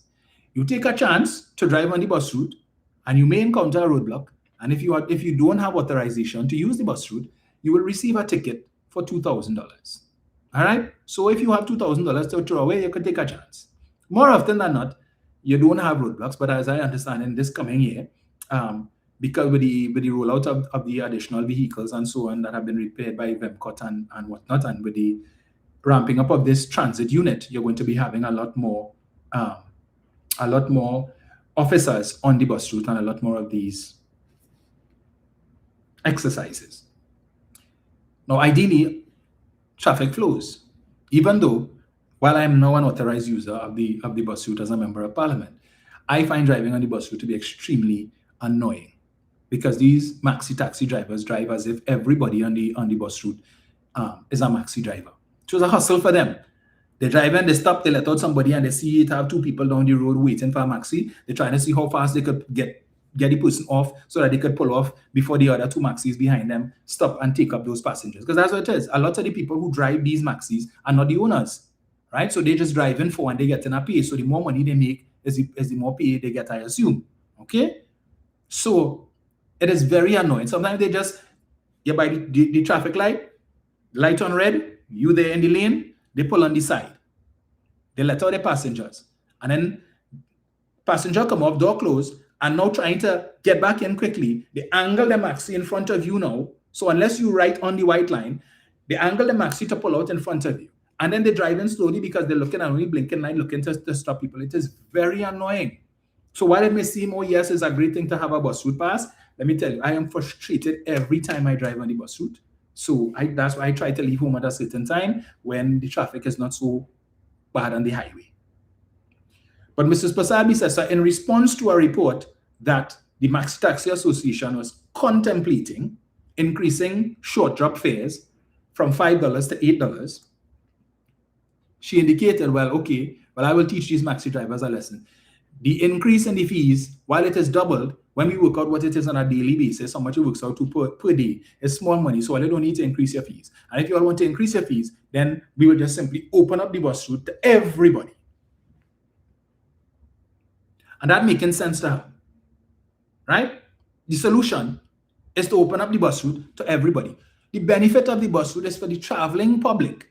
When you leave home, whatever time, to be able to get to work on time, okay?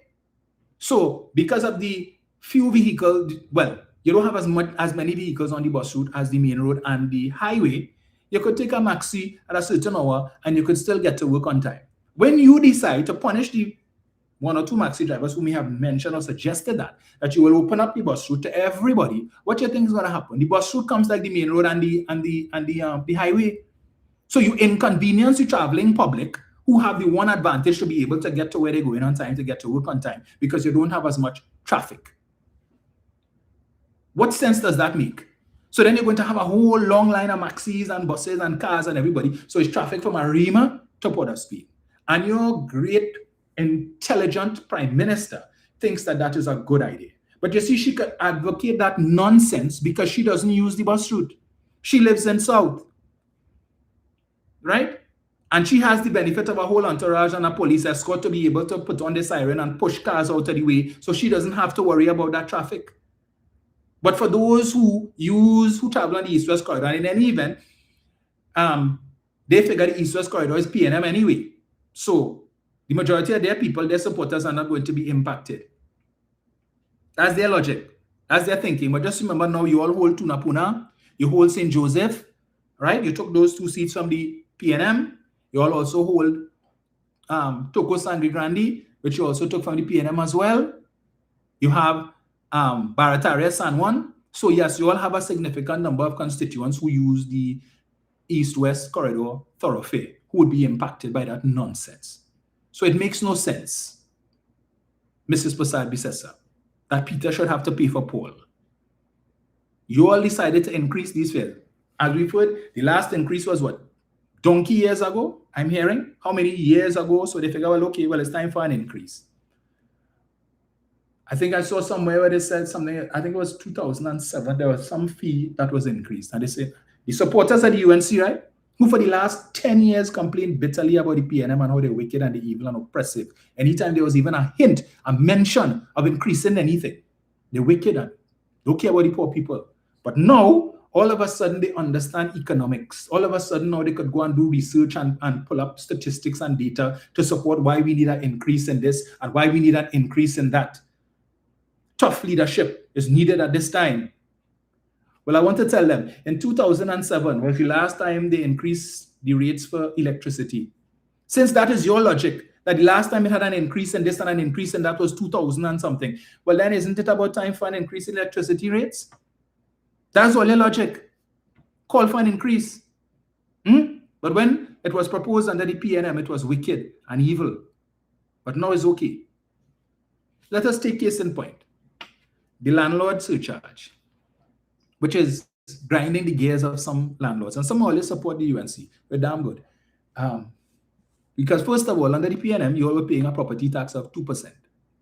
2% based on what? Your the assumed annual rental income. So even if you were earning more than what you would have been assessed at, you're only paying 2% on what you were assessed at. So you could have been a landlord earning $10,000 a month. Why is this thing freezing? Come on, what is going on with this thing? Total minute.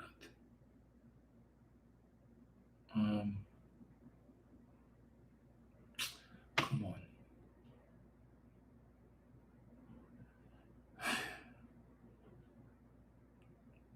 Right, folks, I don't know why this thing keeps sticking. I don't know what is going on here. All right, so you could have, it's sticking again.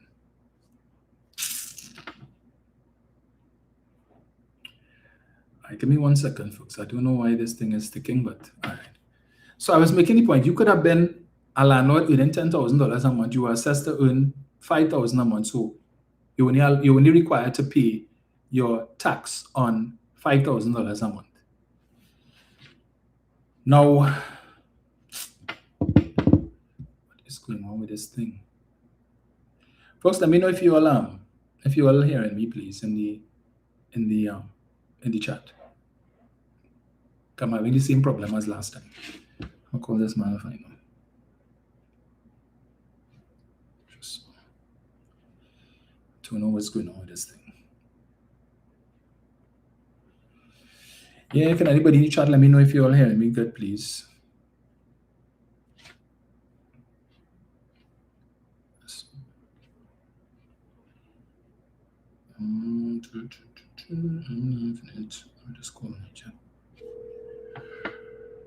Okay, great. You're hearing me? Great, wonderful. Thank you. Right, so I was making the point that if you were under the PNM property tax, if you're a landlord and you're earning $10,000 a month, but you were assessed to earn $5,000 a month, you're only required to pay taxes on the $5,000 a month, right? Now, it's 2.5% if you're earning $20,000 or less, 3.5% if you're earning $20,000 or more. But the additional requirement is that if you are required to register with the Board of Inland Revenue as a landlord, you pay $2,500. If your tenant leaves and that tenant-landlord agreement comes to an end, you are required to inform the Board of Inland Revenue and to register again. Pay another $2,500. All right? This is what this new law requires you to do. So every time your tenant decides to leave, and the minister say, well, if you increase your fees, if your landlord increases the fees, find somewhere else to live. Okay? So what some landlords will do, those who decide to increase their fees, well, they'll simply say, well, if your tenant leave, I will take the opportunity to increase the fee for whoever the next tenant comes. So they will pay the increased fees. This government has provided an opportunity for certain landlords to be able to take advantage of their tenants. Some people will pay it because they just don't want to leave. They may not be able to afford it, or it may put them under financial stress, but they will just simply continue to pay the new fee. But is it fair to landlords that every time a tenant leaves that you have to now go and re-register? You register once, they already have you on the books. They already know that you are a landlord. Why do I have to, every time a tenant leaves, I have to now come and tell all you, I have a new tenant? So that what? And I have to pay an additional $2,500. Anybody who says this is not to generate revenue, you're living under a rock. That is exactly what it is and nothing less. And this government, unfortunately, that is how they operate in and sticking it to people. But again, what are you to do? But the PNM was wicked and the PNM was evil. And this is what the average citizen has to endure. All of these increased fees. Respect to the fines, people are saying, listen, if a bulb blow, why is it $2,000? It's not costing me $2,000 to change a bulb. Why are you all charging me $2,000? An oil leak. How would I know? Unless, of course, okay, I park up my car home in the garage and maybe I come back and I realize there's some oil on the ground. That is how I would know. But when you drive in, you can't see under your car. If it is your brake light not working, is unless somebody tells you, points it out to you, you wouldn't know. $2,000, people are saying, let us be reasonable. Your windshield just get a chip and you bounce up a roadblock, ticket in your waist.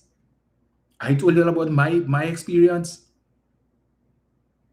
It is about revenue generation. If you all know you couldn't afford the 10%, why promise it? Now, Mrs. Pasabi-Sessa is talking about each pot must stand on its own bottom. And her argument is that why should some citizens have to pay for other citizens? So if the person living in Parliament who doesn't use the bus route, why should they have to pay for the maintenance and the upkeep of the bus route when they're not using it?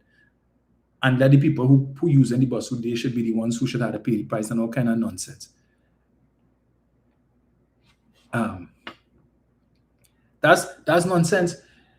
As a taxpayer, I could argue the point and say, well, why should I have to pay for all of these events that you all have been hosting at the Prime Minister's residence? My taxpayers' dollars paying for these things, for you to wine and dine all of these people, yet still, I wasn't invited.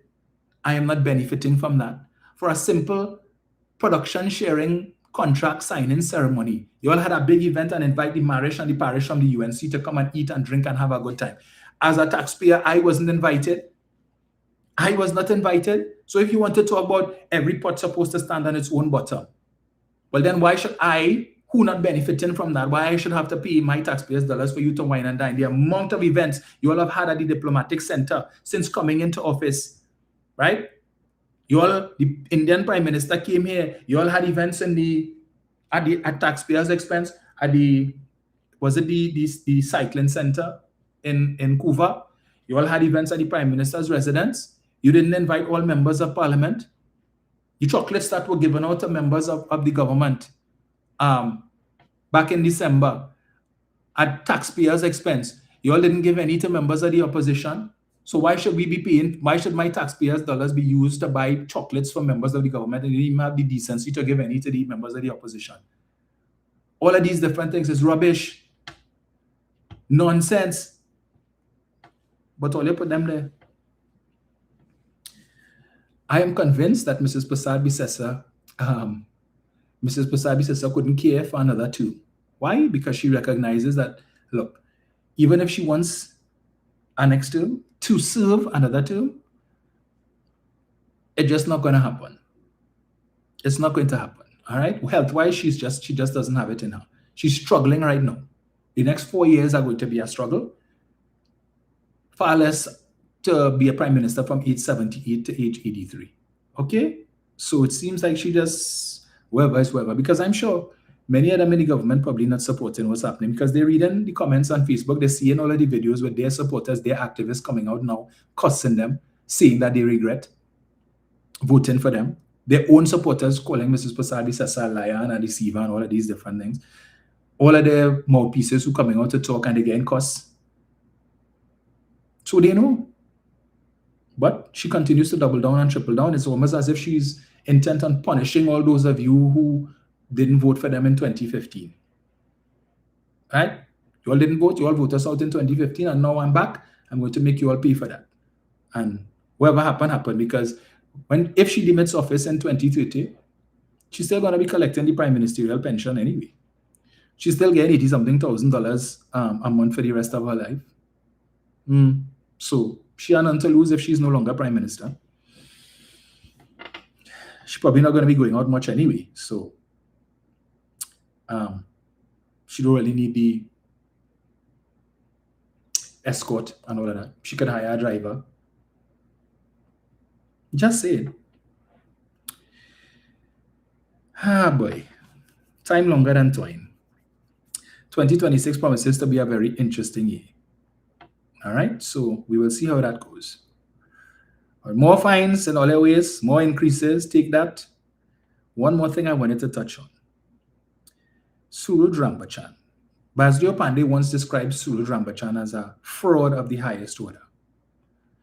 And I understand why, right?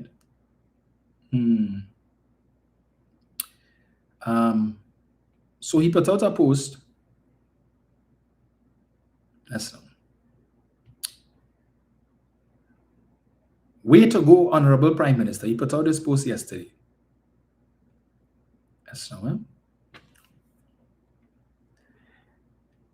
The determination of a prime minister in a country that needs tough leadership. Kamala speaks in today's Express. I will run the country to the benefit of law-abiding citizens. I will work to the benefit of the good citizens who get up every day and do the right thing by following the law, despite the behavior of entitled and undisciplined individuals. Entitled. I am working for the benefit of the citizens and future generations. I am not engaging in a popularity contest to win elections while the country becomes a bigger, lawless dump. So she continues to double down, right? And my issue is what people like Suraj Rambachan and they are now calling tough leadership that the country needs. For the last 10 years, you all characterize that tough leadership as oppression and dictatorship. Rowley was an oppressor. Rowley was a dictator. Rowley don't care about black people and he didn't care about poor people. And he wicked and all of these decisions. Input this and all of that. But now, with Prasad Bisesa pushing some of these same things, all of a sudden, that is what is needed. Tough leadership, that is good governance. Hypocrites like this man.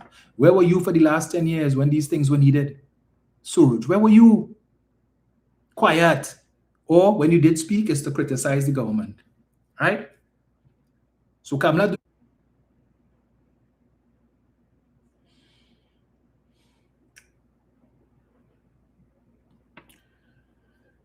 Right, I don't know what happened there, folks. I really don't know. Yeah, I don't know. Anyway, hopefully this is sorted out. So,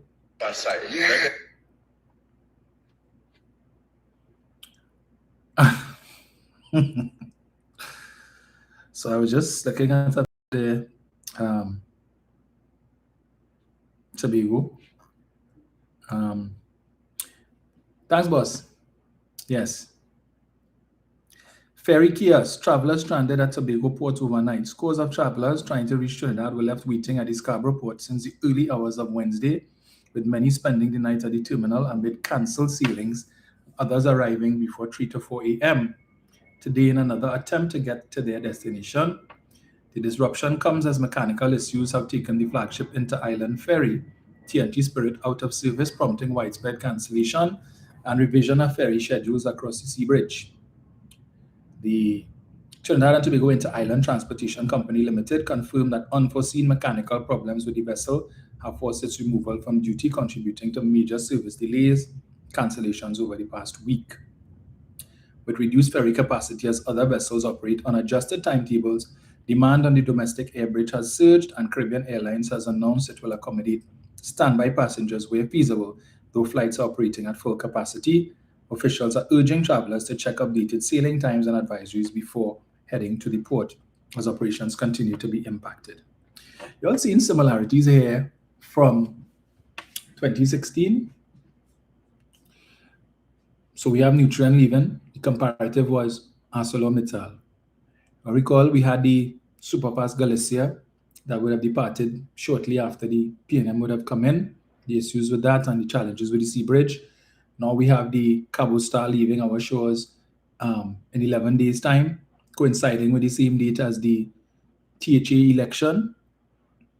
Where is all the uproar? What's happening in Tobago? All right. Has Parliamentary provided any update with respect to the replacement vessel for the Cabo Star? He is on record as having said the Minister of Works and Infrastructure told him they had 2 vessels identified. She was taking a note to cabinet, and the expectation was a decision would have been made then. With 11 days to go, I have not heard anything from Fali or anybody in the THA with respect of that as to whether or not they would have contacted Jolene John for an update and what Tobagonians should expect. Should they prepare themselves, or should they just walk in blind faith and expect that come the 13th of January, the new vessel will be here? How long that is going to take? So now we have the Spirit out of commission. The one cargo vessel that we have is leaving permanently. I think we have one vessel on dry dock, and well, what's going to happen with the other 2? Right? 11 days to go before the THA election, and these are issues that the Tobagonians have to look at. But the other challenge that they have is that a PNM administration is not going to have it easy with a UNC in central government.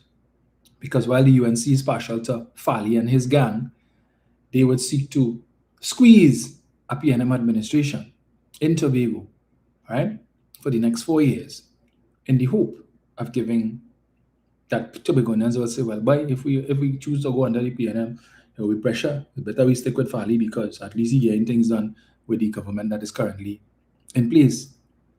Is that how it should be done? The resources of state belongs to all.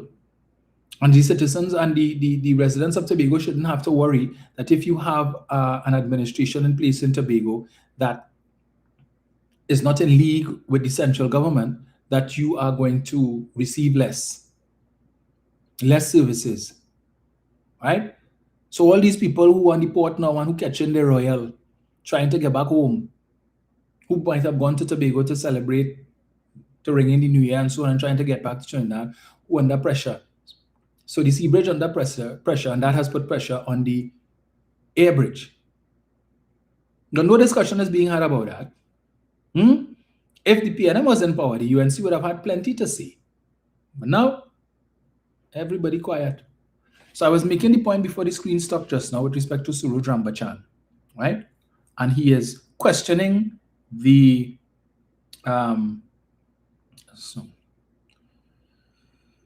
he is questioning a report put out by the central bank stating that the impasse between the US and Venezuela is creating economic uncertainty in Trinidad and Tobago. And he says the central bank must explain with evidence. He wants evidence from Larry Hawaii. Demand that they paid $11.625 million to leave First Citizens Bank and become the Minister of Finance. The man who they replaced Alvin Hilaire with and who they are now paying $175,000 plus per month. The man who said there is no forex cartel, contrary to what the Prime Minister has said, and is yet to provide one shred of evidence or one bit of proof. Soros didn't ask Mrs. Prasad Bisasa to provide evidence about this cartel. He didn't say, as he's saying here, the central bank must explain with evidence how the US-Venezuela impasse is creating economic uncertainty in TNT. What are the hard facts that suggest this to be a reality? Otherwise, this is speculation. Why do I ask Kamala for hard facts about the cartel, Suraj? Is it that you hoping for something too? But anyway, my issue with this, I see all this calling for evidence and you want to question. They said economic uncertainty. You all know what uncertainty means, Suruj? You know what uncertainty means? There is, because we cannot say for sure if and when there is going to be conflict, physical conflict between the US and Venezuela. It's difficult for people to plan. People are trying to decide, I want to go to Trinidad, but I ain't sure. Because see, with this thing happening between Trinidad and Venezuela, well, US and Venezuela and Trinidad in between, I'm not too sure. I don't want to take the chance to go down there and then I end up in some conflict and I can't come back home. So I'm not sure. Carnival, we are now into the carnival season, right? Christmas is effectively over. Yes, we still have what is called Lewa, and the Christmas season officially should end on the 6th of January, but we know after today, it's full swing because it's a short carnival season. People are still trying to decide if they should come to Trinidad and Tobago for carnival or not. People are still trying to decide if they should spend their money on certain carnival fetes and stuff because they don't know the future. When we are seeing things like Nutrien leaving, right? Under this current administration, by the time they sort out, and if they continue the way that they're going, by the time our gas situation is sorted out and we could get an increased supply, there might not be any downstreamers to use the gas, the rate they're going at.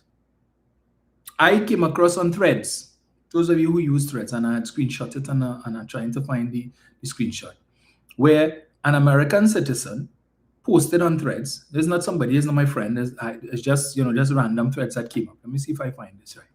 Here it is. The person says, I was supposed to be headed to Trinidad and Tobago next week to set foot on the soil that my grandfather came from for the first time. Due to the unfolding world events, we had to pivot. And of course, every other Instagram post or thread is about Trinidad and Tobago. So this person was coming to Trinidad, according to them, next week, and this is dated December 23rd, right? They come into Trinidad for the first time to set foot on the soil that their grandfather came from. And they said here, due to world events, we had to pivot. So the person wasn't coming by themselves. They were coming with other people. And because of this unfolding world event, so we know what they're talking about, this conflict or perceived conflict between Venezuela and the US, the person said, well, here we had to pivot. So they're not sure, they're uncertain. They don't want to come here and then find themselves in a situation, so they decided not to come.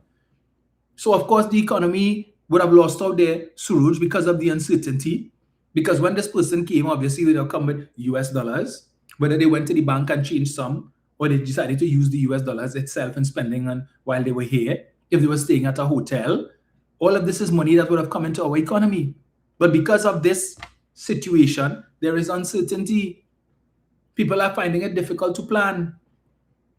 Man don't want to spend his money to book a shipment of stuff, and then next thing some conflict start and shipping lines decide, well, they're not coming here because they don't want to end up getting in between the conflict. That is the uncertainty. Suruj, as a former minister of foreign affairs, you're supposed to understand these things. Age supposed to bring wisdom. All it was bright for the last 10 years, and all of a sudden, like I don't know, you're sensing your big toe. So you want hard evidence and hard facts from the central bank, otherwise it's just speculation. Even if it doesn't take an idiot to know. I mean, come on. It's very simple. It's not that hard. I spoke about the training session that we recently had with the Commonwealth Parliamentary Association, where you had a whole set of people, delegates who were supposed to come here from across the Commonwealth, decided at the last minute not to come because they had concerns about what is happening with Venezuela and the US and Trinidad and Tobago being in between. This is money that we lost out on because their respective governments, these are parliamentarians from other Commonwealth countries who would have been coming here. So their governments would have put out the money to spend for them to stay in the hotel, money to provide meals and other things for them when they came here. All that is money that our economy lost out on because of this uncertainty, the people not taking a chance with their life. Suruj, so if you don't understand that's something wrong with you, You know, many people want to come for Carnival, but they just consume because we heard Donald Trump said that just a couple of days ago that the US strike some facility in Venezuela, which is basically a land incursion or something like that, and he doesn't want to say who they are and whatnot and all of this different thing. People are hearing this and they say, well, okay, it's starting to get serious now. And with Mr. Trump constantly teasing and so on, people just unsure. They're unsure. And I'm sure Carnival is going to pay the price for it. You will see it. So for you to be asking for hardcore evidence and so on, something had to be wrong with you. But then all they coming out of the woodworks to try and defend foolishness, to defend all their leader. But hey, it is what it is, yes.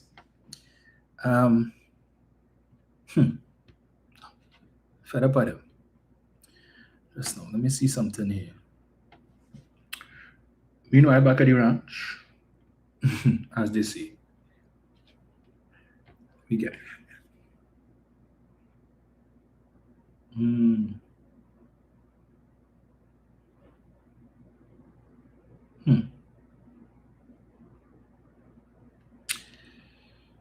Right. So,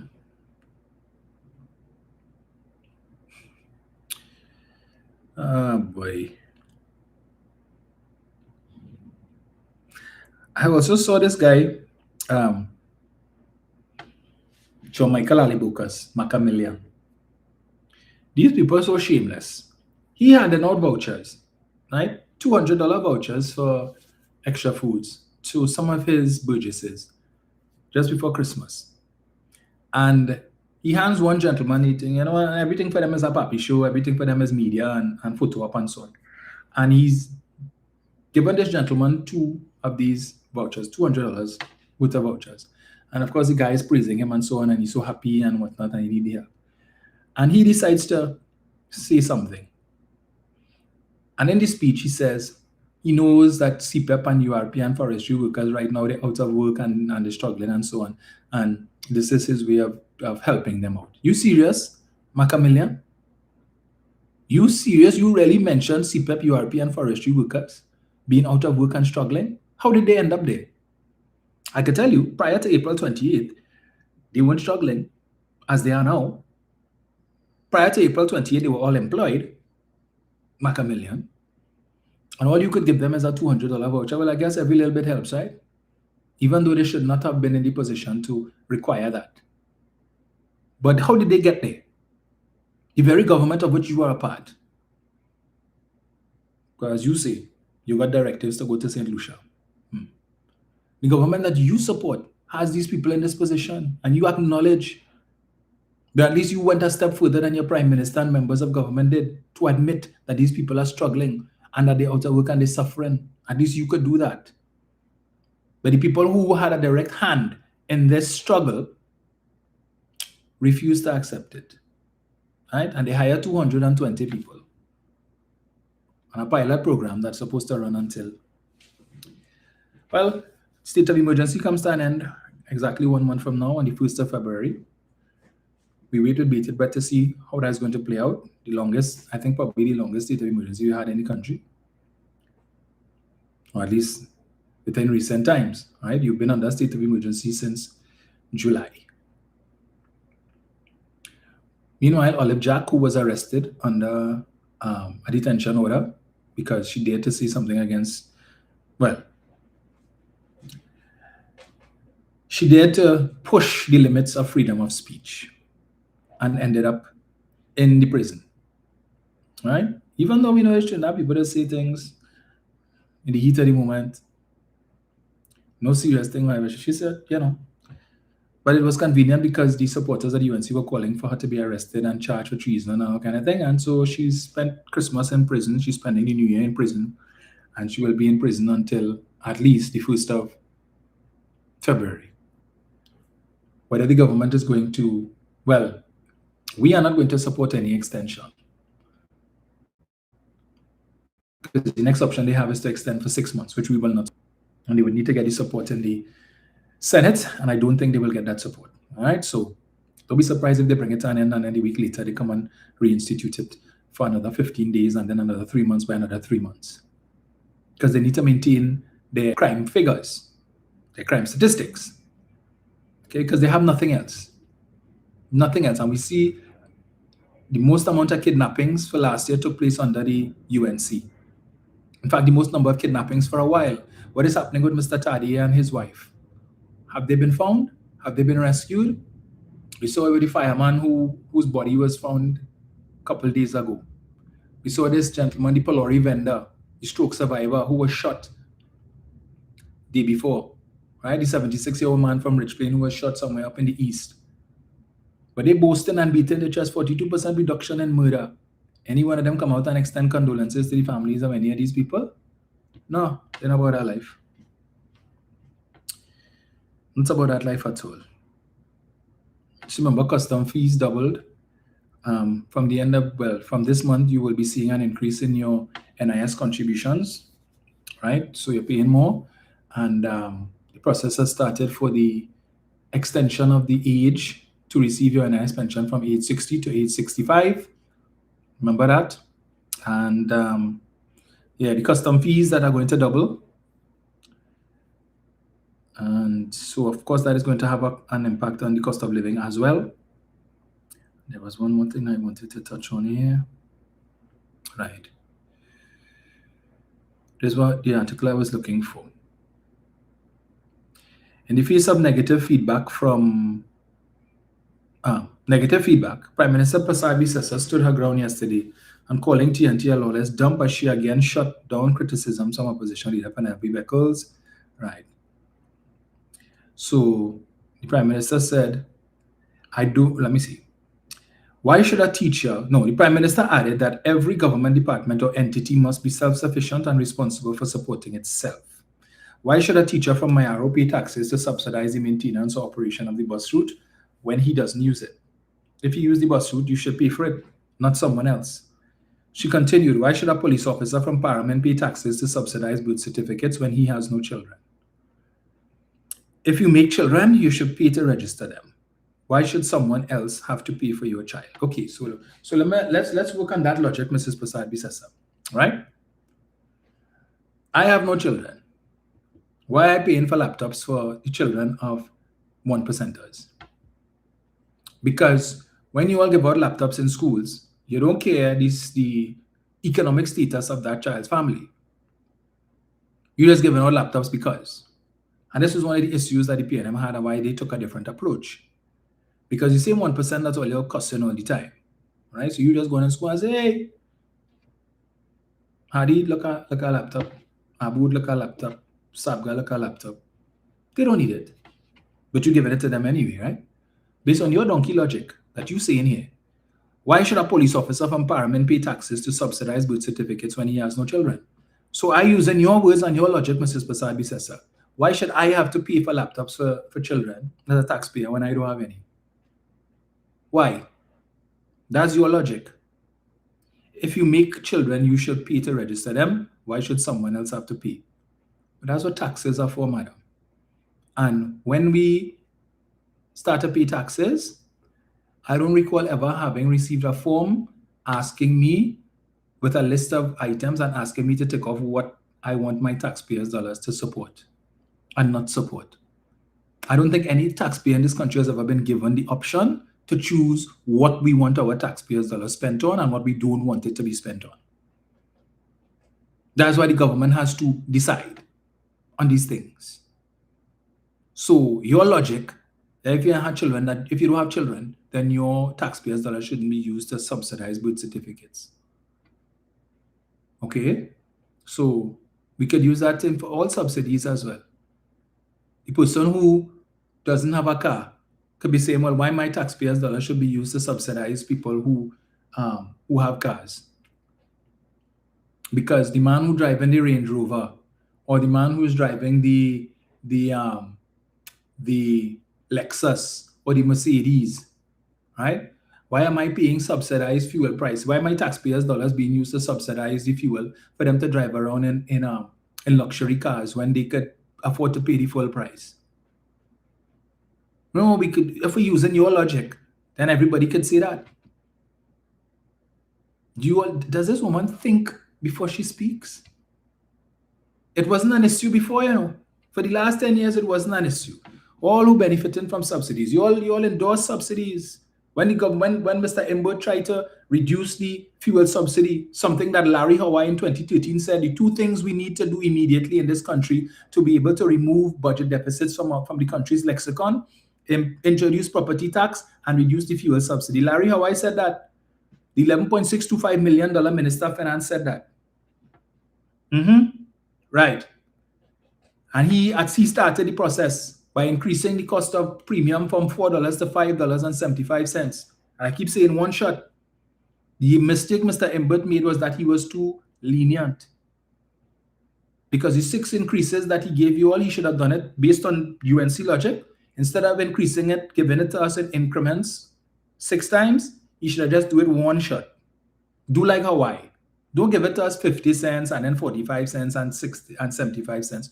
No, you're going to increase it by $2. Hit us $2 one time. Don't try to break it up, because Hawaii didn't say, well, I'm increasing premium from $4 to $5.75, so I'll give it to them 50 cents and then another 50 cents 6 months later, and then I will bring 75. He didn't do that, because then they would have said he increased it 3 times, but that's all right.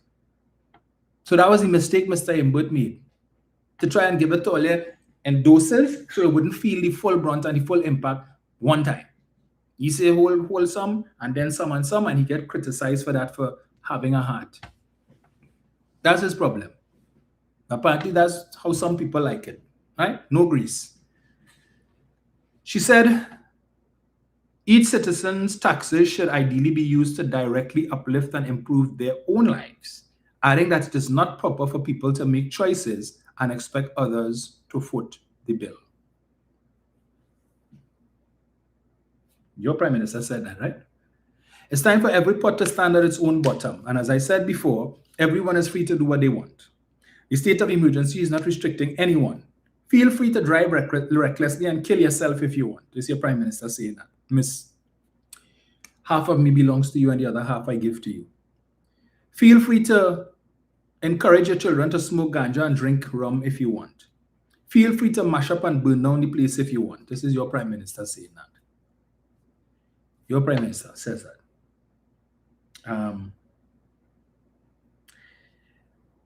She says, we will not continue using taxpayers' dollars to subsidize destructive economic policies, negative lifestyles, and ruinous personal behaviors. Well then, based on that, Mrs. Pasabi says, so can we expect that you are going to bring back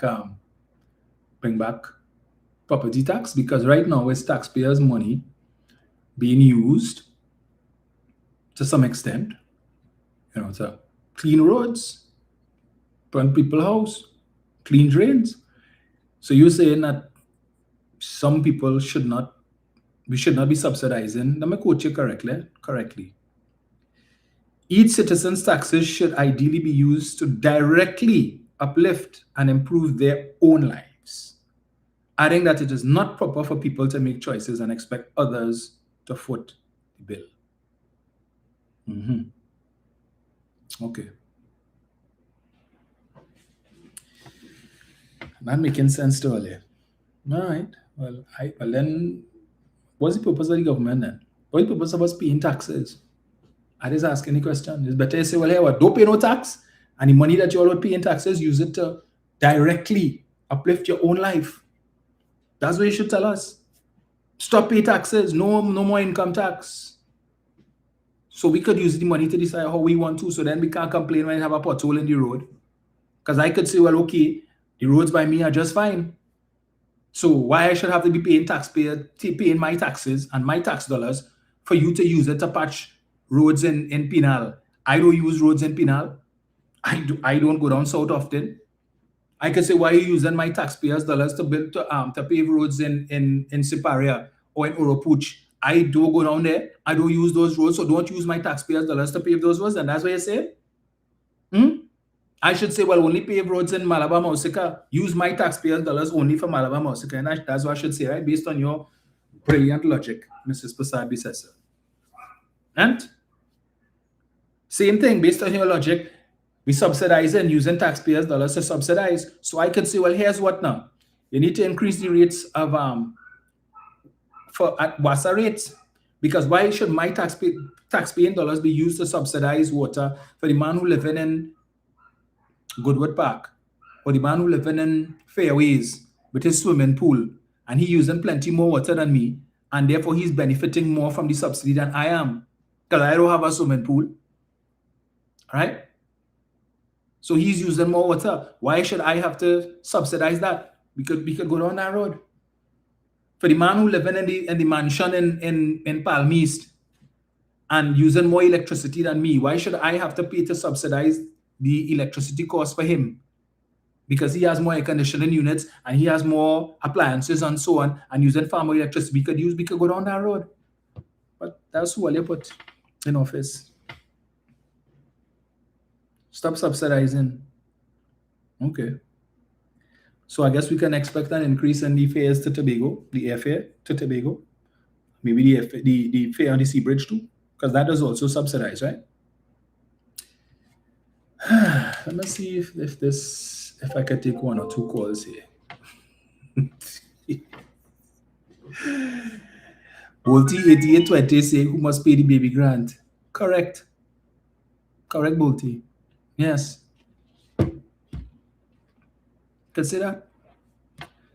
I could say, well, here what now? I don't use the public healthcare system. I have a health plan. When I need to go to when I need healthcare, or I need to visit the doctor, whatever it is, I go to St. Clair Medical, I go to West Shore. So I could say, so why are you using my taxpayers' dollars to for the hospital when I don't use it? I mean, UNC logic, donkey logic, and this Prime Minister actually said that. She actually said that. As if she doesn't know what taxpayers' dollars are used for. Lord have mercy.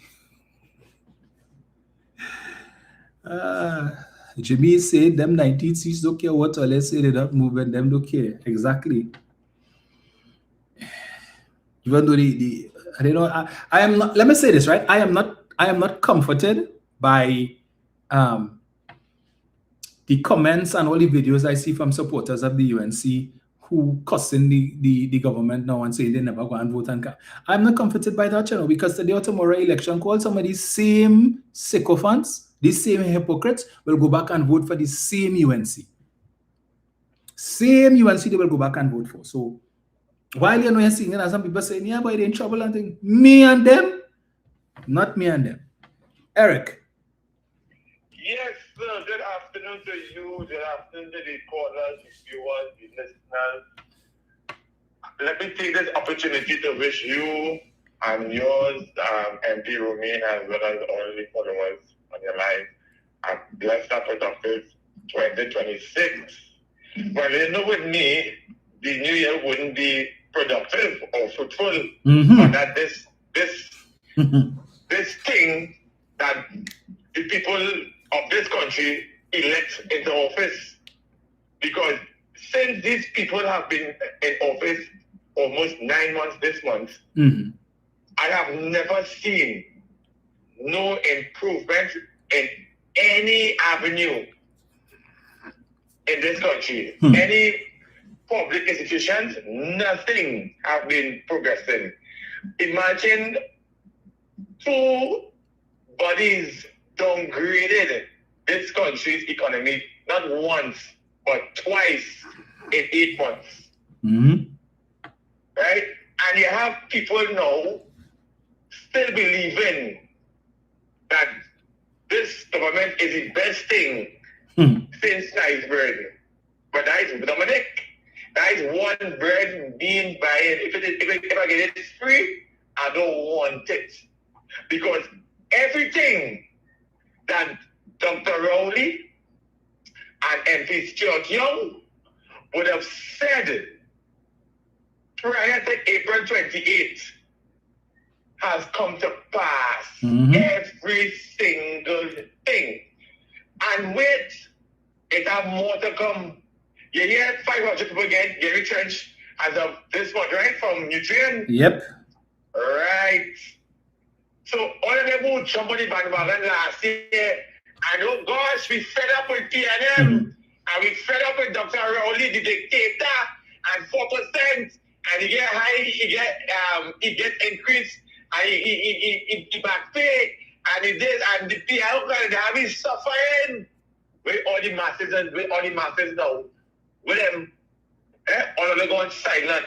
Come now, how are your balls in a sack hang up on a mango tree, or they can't say nothing, right? All of them sit down there. Everybody, yes, come like the best, because you know what, all they want to work. Actually, all of them work to do. But they can't do it, you know. Or they still they going because, you know why? It have perks. It have things behind it. It have a package behind it. So let me go and see what I can say about me and myself and who I know. And the hell was the others in the country who catching the aunt, uncle, and nenen. Right? You hear now start. You impose big Christmas Day. You impose double the amount of taxation on traffic offences. You come now and you drop a next bomb with passport. Who had it done? You renew passport. It's not $250 again. It's $500. Right? And listen to me. You see that one when I was talking about it's fake news with the licensing? It's the truth. Because they're going to raise the licensing to renew your license coming forward. You see, they're just doing that to fool who they want to fool, but I always say, not everybody is in waterfront ilk. You understand? So all we're trying to do, right? Everything they said about Dr. Rodney and them doing it 100% and more.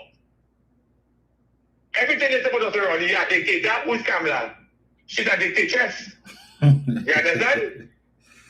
If they say Dr. Rodney, the PNM, tax. But listen to me. So what Kamala doing? She ain't taxing. Nah. She listen to me now. It's a new year, and what she want to say on this thing. You understand? Because no, Dominic, I cannot believe the people in this country will actually put back this woman. Only saw what happened in 2010 to 2015, and only gone back. Why? Because only find that the Dr. Rowley and the PNM, they have it under duress. But I didn't know see what was duress. And it have more to come. You understand? It have more to come. I'm seeing the SOE is going to end late this month into early next month. So let me see what will happen going forward. Let me see if they're going to impose another SOE. But I think after this one, they have to get support the opposition and the independent going forward. Yes, because the next one is 6 months. Right. So let me see. But I fully well know the 13 of you all in the opposition ain't supporting that yet. And I fully well believe that the independents would not support that fully, because you can't tell me 9 months all around a country at SOE. 9 months? Why? Because when you realize that the masses, the public servants, everybody at the wit's end, and they want to demonstrate their disgust of what is taking place in the country. Dominic, I remember, Dominic, you, Jen, myself, Brian, Mr. Chance, everybody came on your platform day after day, night after night, week after week, and tell them if all they think on your thoughts, all they will reap all the thing. And people didn't listen. People didn't listen. Well, it doesn't go through the window already, but we are looking forward now. The main goal is, people, we have to get this dictatorship bullying government out of office, because all them looking to do right now is to tax the whole country, doing that people not even have $1 in their pocket, because they send about a lot of people from the public sector.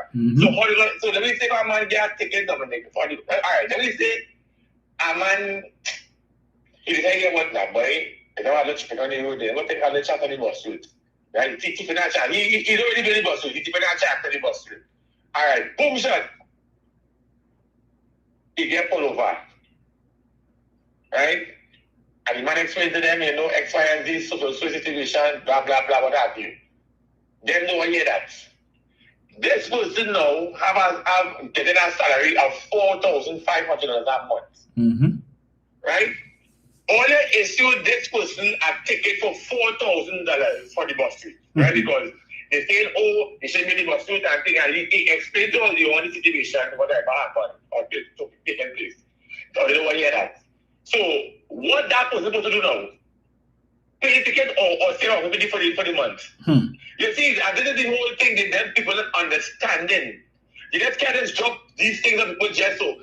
If you want to do that, you gradually do it in a face-to-face initiative. You just can't just drop everything just on people. You know what people fucking running right to the country, running on steroids right now. You know if it's coming out, if you're going.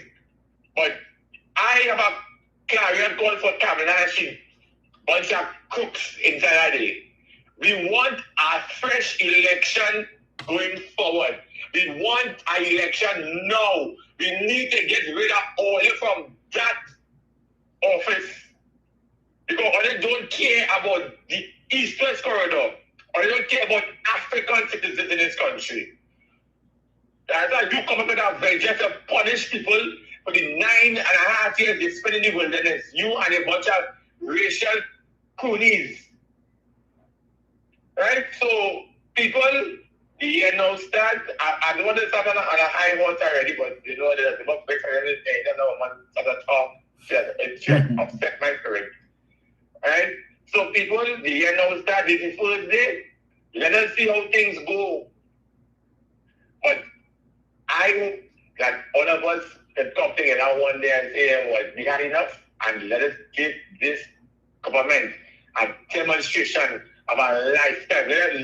Let this time show, let this time make 2010 to 15 look like a tea party. Let come out and let them know we are the people in this country. We are the government. We elect all you, or they elect we. Right? Well, good program as usual, and lost on listening. Thank you, sir. Yeah.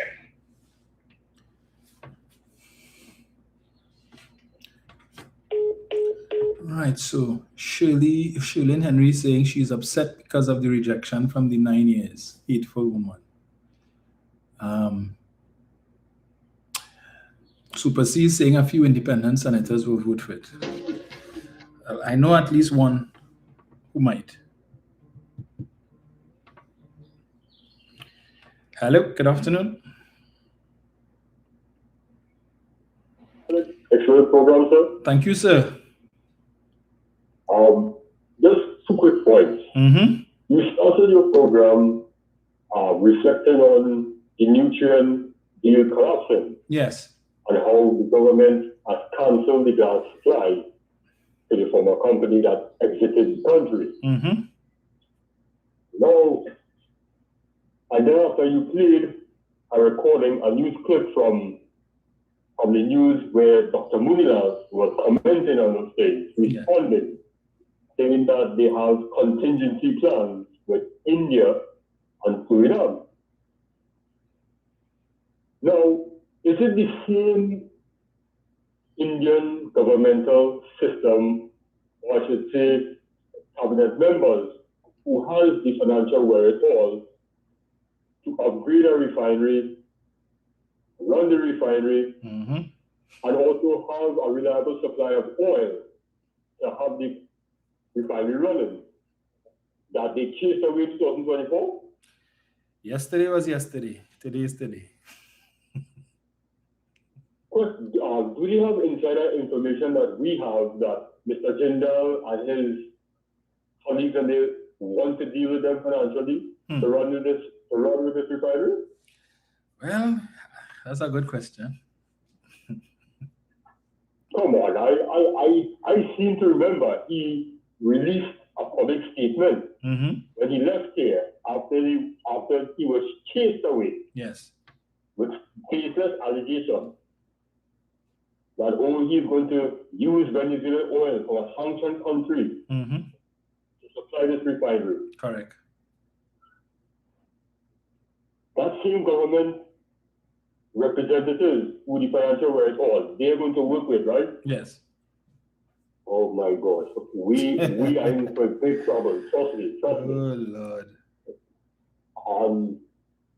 Last thing I want to mention, wasn't she, the Prime Minister, her first press conference, saying that she's going to govern, she's going to speak and govern this country with empathy?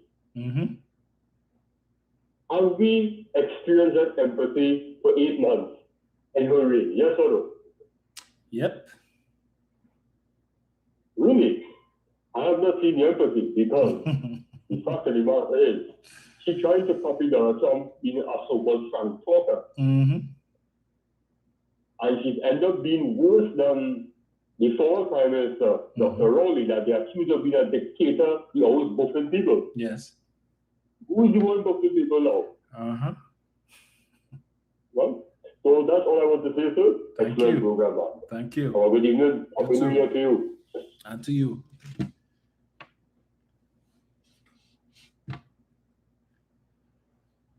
Yes, as I said, it was convenient to pretend to be empathetic and to love and all of that, but that's not what we've been getting. Now we're hearing about tough leadership is what the country needs, and tough decisions have to be made, and the citizens need to understand that and rally. And if you don't, then you have subpar intelligence and all manner of things that the Prime Minister is using to describe her own citizens. But let me see if I get this here. So, where is it? Here in Trinidad and Tobago, it is not created. Of course, some of our supporters say, it's time to give Makila Pandey a chance, and that they would support Makila. I have a very interesting question to ask you guys. Seeing with the UNC started off in the last 8 months with all the lies, deception, and tax, and tickets. If an election was to call in the morning, what do you think will win? Do you think the UNC will still win? Would you still support the UNC, knowing that they lied this much, said something during the election campaign, and did something completely different now that they're in government? Or do you think the PNM or Makila or some other political party will win? Leave your comment down below. I would like to know. You is a staunch UNC supporter, right? Staunch UNC supporter. All of them asking these questions now. Has some others I could play for you, but hey, the language that is being used is cause for concern. So I wouldn't play that. But that's the state of affairs that we are in right now. I see even the former Minister of Transport, Mr. Stephen Cadiz, he and all taking a turn in the tail. He has something called The Last Post that he does on Facebook. I've been reading it recently. And he too has been very critical. Would have done some comparisons of between 2010 to 2015 when he was a part of the administration. All of them talking now. Right? Let's see who we have here. Hello, good afternoon. Hello. Hello. Hey, how are you guys doing? Happy New Year to you. Same to you. Yeah, man. Happy good work. And other than your video has another go to your post was taken, so I don't know there was sabotage in your feed. Right, but I see you right now. Up on yes. But it's going to be interesting to see how things will be in the country. The call, Dr. Lee, Surgeon, was telling all kind of things, insulting and nasty things. About taxing. The court is saying that doing all kind of things. Yes. The court is just a small thing. The court, Dr. Lee, all kind of things, but yeah. Don't know what I'm nasty names are before them. Yep. Right? Now look what's going on now. Some of them are ashamed. Right? They can't even talk. And then I have the so-called die-hard one trying to put a spin and justifying the increase in taxes and other things. So it's increasing things like passports and registration. So the average man who wants to go for a certificate of good character to the police station, how do they will put that as well? Well, they're probably still reviewing everything, so. Yeah, what?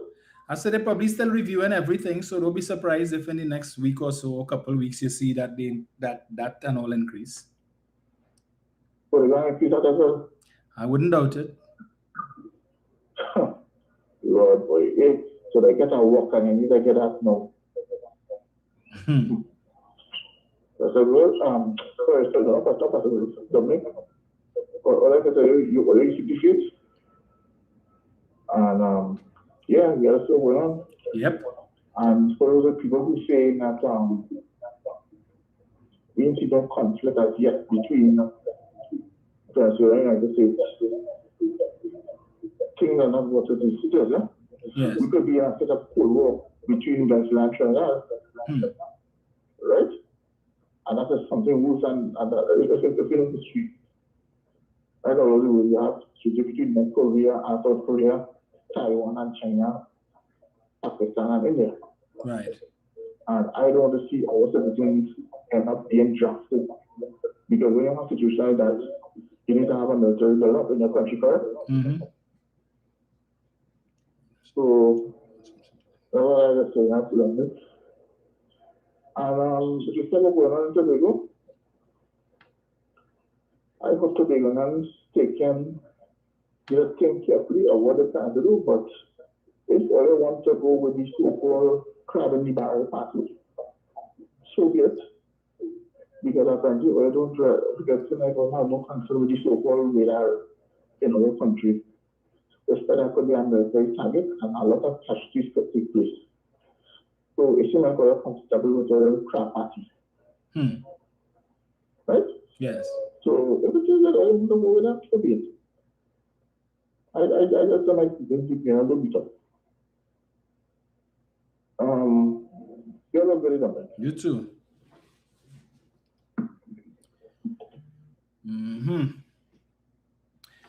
Meanwhile, I saw a video, I think it was yesterday, where someone was saying that the grandson of the owner of LMCS died in an accident. What's going on with these, the Paria 5, as they call them? Mrs. Pasabi says a promise. You know, promises, they say PNM means promises never materialize. It's been 8 months since they've been in office. They promised that they would compensate the families of all the divers. Here we are 8 months later. What's going on with that?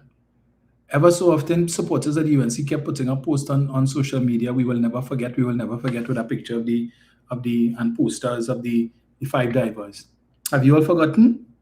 The families get any money yet? Don't forget, former Prime Minister Churchill offered them $1 million, right, each. And he said that did not preclude them from still taking legal action against LMCS, Paria, or anybody else. Has LMCS paid out the workmen's compensation yet? To any of the families? UNC, they kept promise delivered. What about these families? I thought they were suffering and they were going through such hardship and so on. They've not been going through hardship for the last 8 months. The situation improved on the night of May 1st when Mrs. Pasabi Sassou became Prime Minister. All of a sudden, all of the struggles that we heard about has come to an end. No compensation. What's the issues? The same issues that Dr. Rowley and the PNM told them was preventing, and they were saying, the PNM is heartless and don't care. What's going on with that? Nothing, but we know the wife of one of the divers is liking herself because as part from being one of the UNC's newest councillors, she's also on the board of Plebdeco. So, and then I'm seeing there is, which board was it, boy? Where some names were mentioned and has me concerned. But when I get the info, I will come back with that one. Over the 2.6 billion. 8 months on. That all you're saying, but thief, where that? Nothing yet? The Auditor General still hasn't had an opportunity to visit the central bank. And she said the last central bank governor prevented her from auditing the electronic check cashing system, check clearing system. The UNC has been in office for 8 months. Mr. Hawaii has been central bank governor for about 6. Is it that he is preventing the Auditor General from visiting the central bank and doing the audit that she said the last governor prevented her from doing? Because I would think the UNC supporters would want to know. You all sang that song for almost a year, Imbo Thief 2.6, Imbo Thief 2.6, and all they want back the money. You all don't want it back anymore? No talk about the Auditor General, but we have another report due soon enough from last year. And I hope that you all will scrutinize it with the same degree of meticulous care as the previous years, because the UNC would have presided over the spending of money in this country for 7 out of the 5 months, not 7, 8 out of the 12 months last year. So the Auditor General's report that is due by April of this year will speak to UNC expenditure for 2/3 of last year. So all of the concerns that will be raised with respect to how money was spent, I hope you all will be just as diligent in highlighting those and calling for your government to explain when you're seeing overpayments and all the things that they talked about that they said happened under the PNM. I hope you all will be just as diligent. And we will be hearing talk about the Auditor General's report, because we heard a lot about it when Parliament convened the first sitting of the current Parliament. Mrs. Prasad Bisesa referenced that. No talk, all of a sudden you all forget there's an entity called the Auditor General, right? But he didn't care about 2.6 billion anymore. That gentleman in Malabar, the stroke victim who wanted to fight me. Well, not fight, but wanted to cuss me out when I told him no money was missing. I wonder how he feeling. His son, yellow is the code. Yellow is still the code, my friend. Hello, good afternoon. Hello. Hello.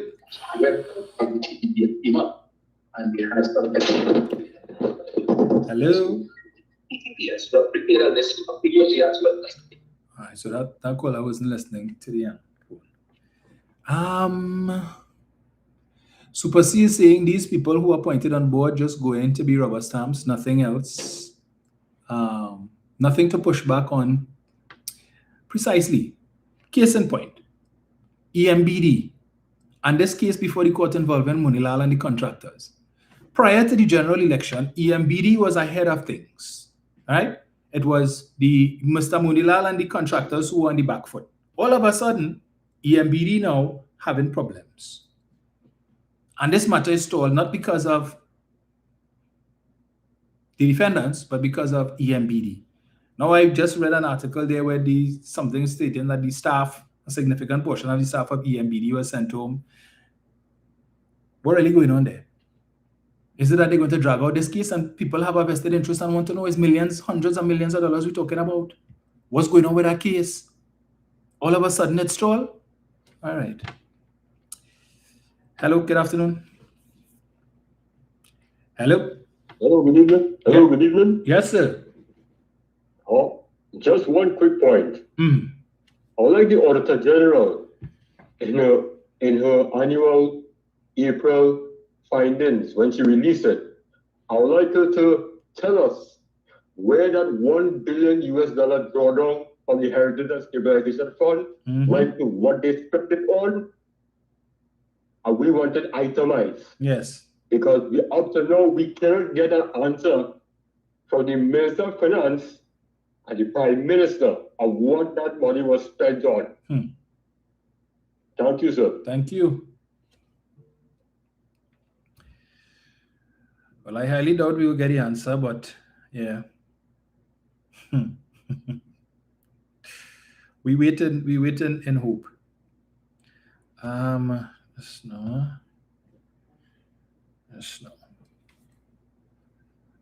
And Yabo is saying, what do you think is driving the change to the extension for illegal immigrants? Yes, I thought they were going to send home illegal immigrants. All of a sudden, we we opening doors not just to the Venezuelans, but illegal immigrants of all nationalities can now come and register. All right? Yes. Talk about a confused government. I mean, I have no issue with it, but I just wanted to read something to remind the supporters of the UNC who keep saying that this impasse between Trinidad and Tobago and the Venezuelan government is the fault of Venezuela, and that they started to throw talk. And I want to remind them of something. Let me get this here. Right? Where is it? Article dated the 1st of May, 2025.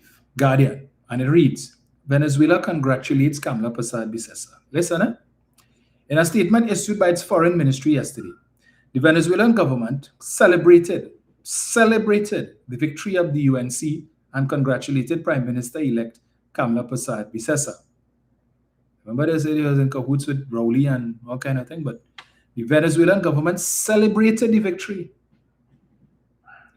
Venezuelan Foreign Affairs Minister Ivan Gil, who posted the statement on his Instagram page, recalled that during her previous term from 2010 to 2015, Persad-Bissessar and the Venezuelan government had consolidated a strategic relationship based on mutual respect and cooperation in key areas such as security, the economy, and regional integration.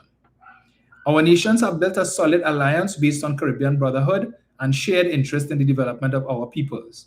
The Venezuelan government stated, while emphasizing its full willingness to strengthen these ties, especially in energy projects that benefit both nations.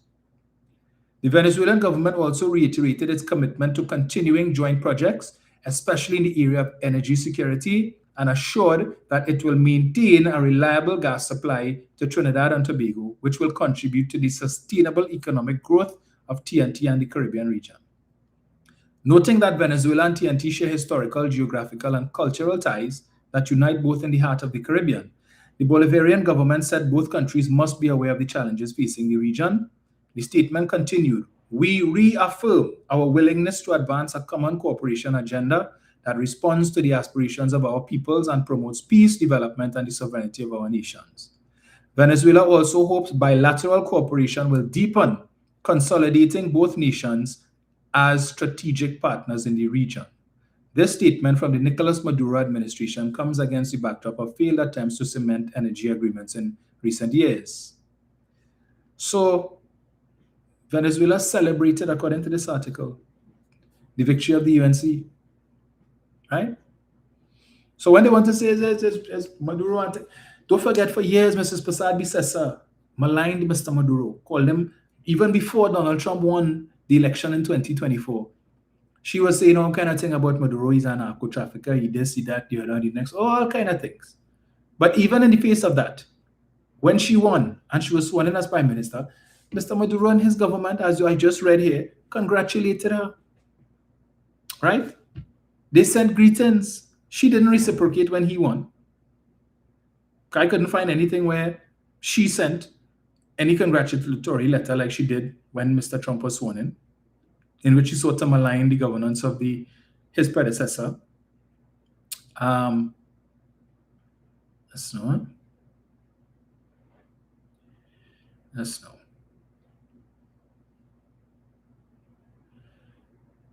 So let me see here. Right. So they have the full text of the letter here. So they were saying, just this line I want to read. Venezuela reaffirms its commitment to the continuity of joint projects, especially in the area of energy security, ensuring a reliable supply of gas for Trinidad and Tobago, which will contribute to the sustained development of that country and the entire region. So they were committed to continuing the Dragon and everything else. All of that has broken down. Mrs. Persad-Bissessar has been declared persona non grata and all of that. Why? So even while she was bad talking Maduro for the last 2 months or last 2 years or so and more, not once did he ever respond to her. In fact, not once did anybody from the Venezuelan government ever respond to her when she was leader of the opposition. She kept saying her things. Stuart Tong told us on the many occasions when he went to Venezuela, every single time that he went, they would often ask him, what's going on with your opposition leader? Why is she attacking the government? Why is she attacking the president and so on? Right? So they would have asked him these things, but they never made any public pronouncements. And they would have congratulated Pasabi Sessa, as I just read for you. So when did it all start? Who really was responsible?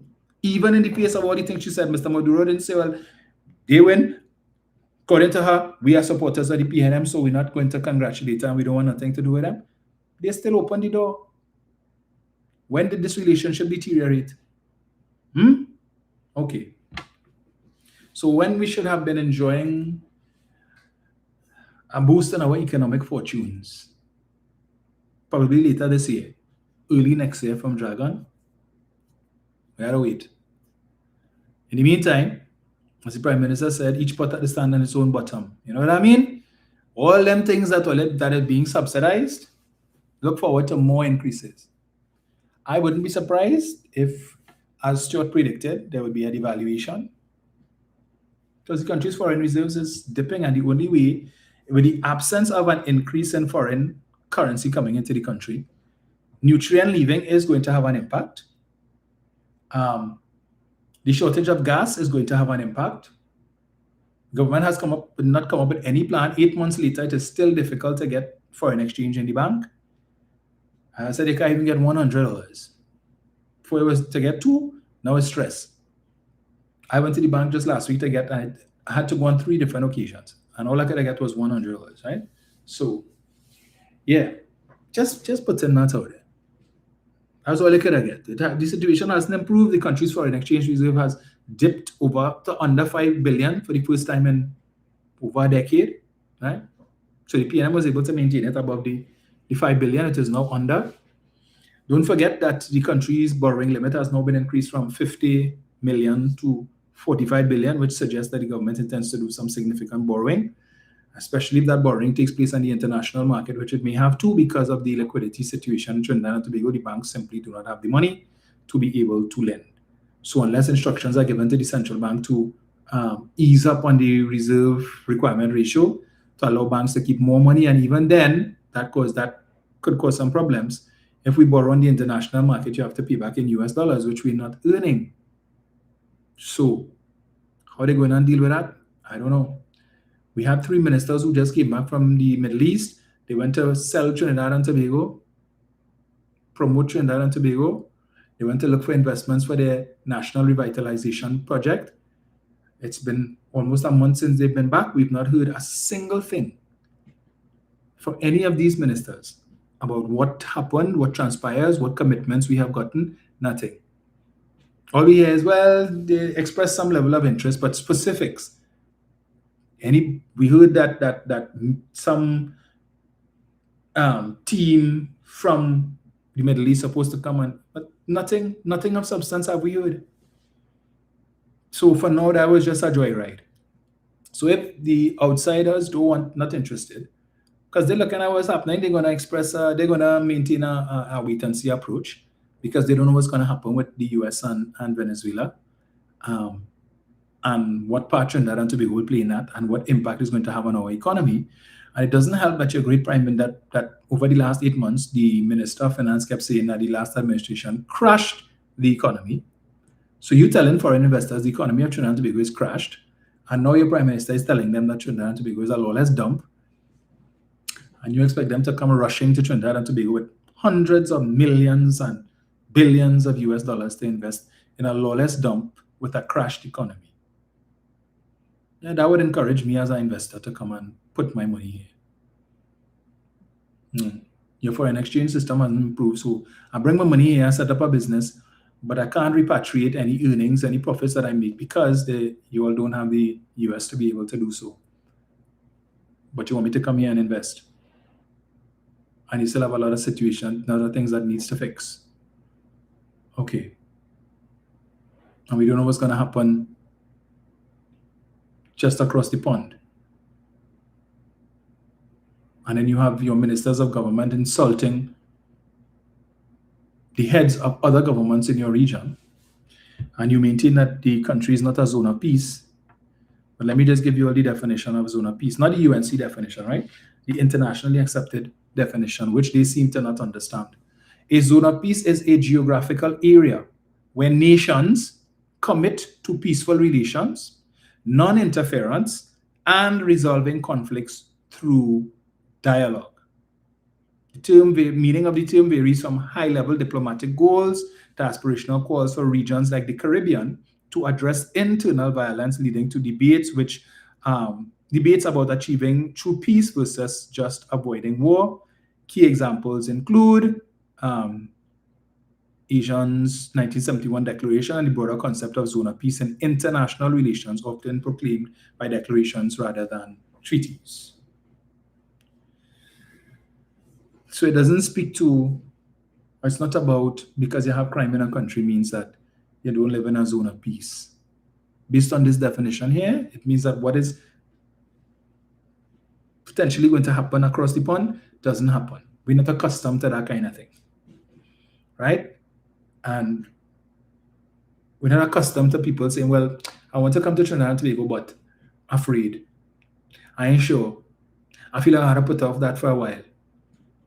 Tourism is being affected, right? And after 8 months, this government is yet to articulate a single plan on how they're going to diversify the economy, other than with their grandiose revitalization project, which seems dead in the water even before it starts. The refinery, which again, we're right back to square one. Right back to square one.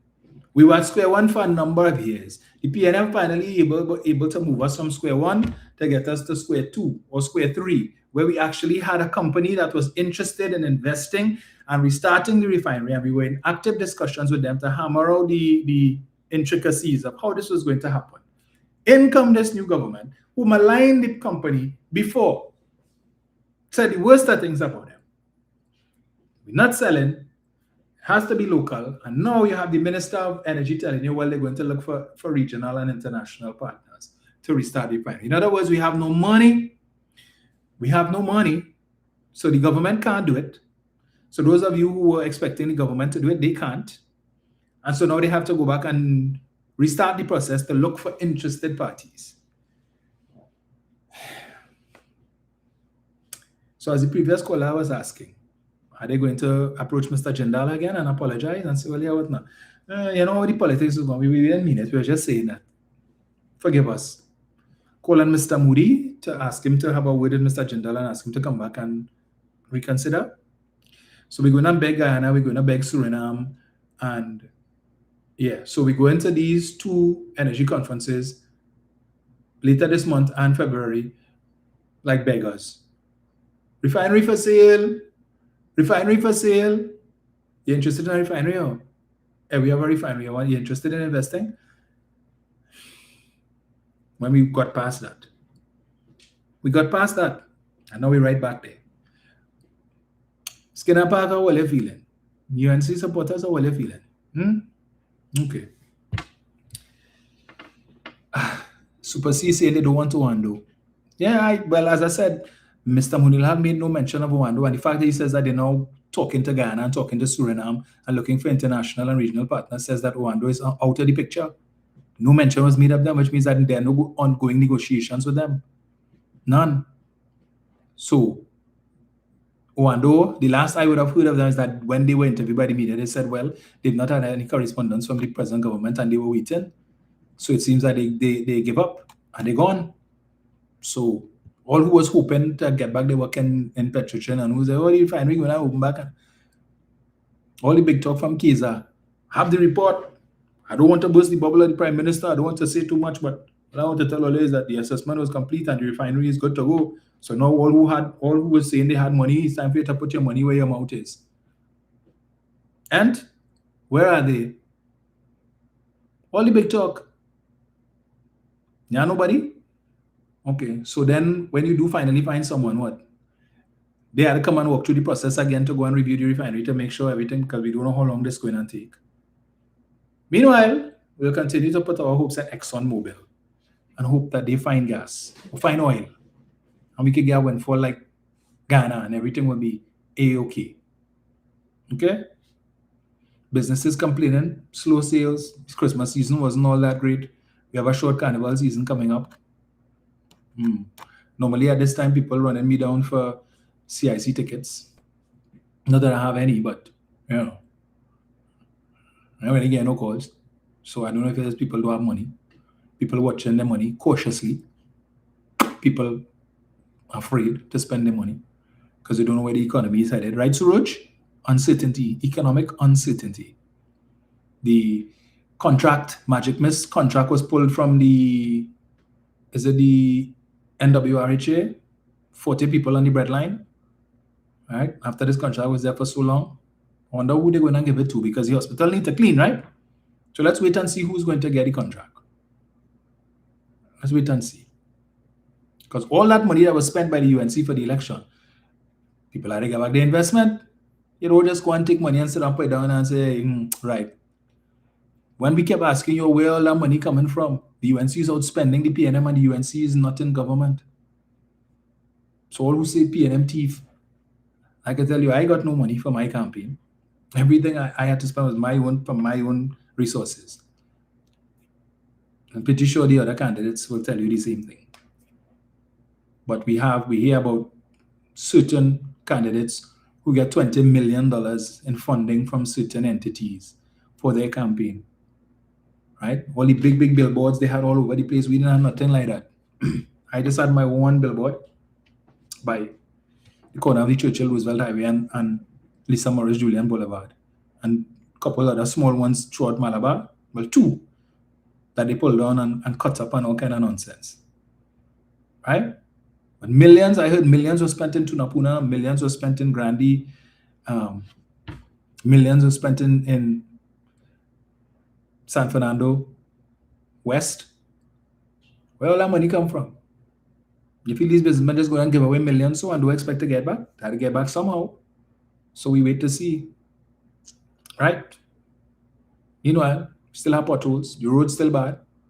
8 months on. Because it was only 8 months. I want to ask the supporters of the UNC a question. Did the pitch lake evaporate?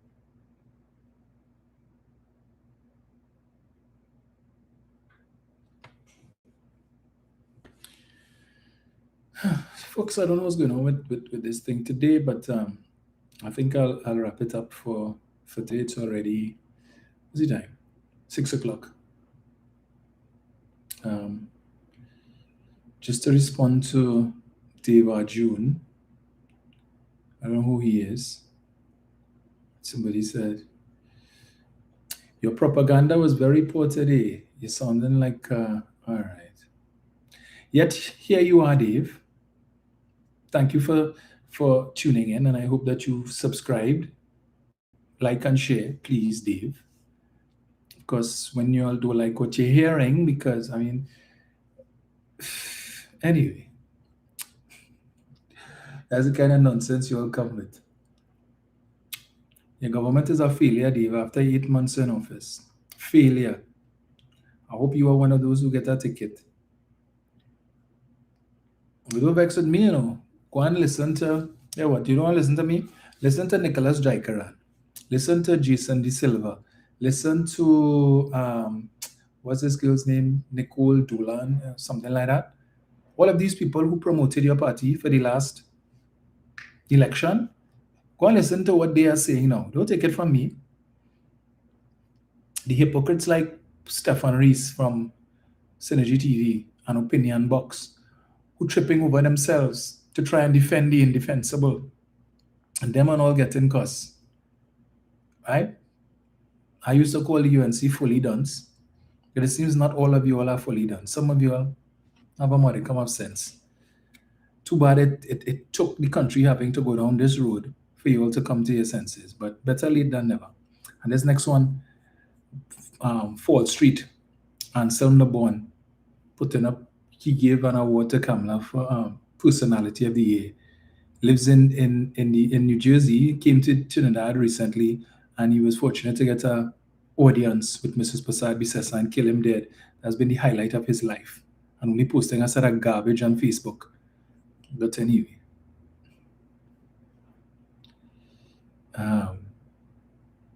Yeah, so I think I'll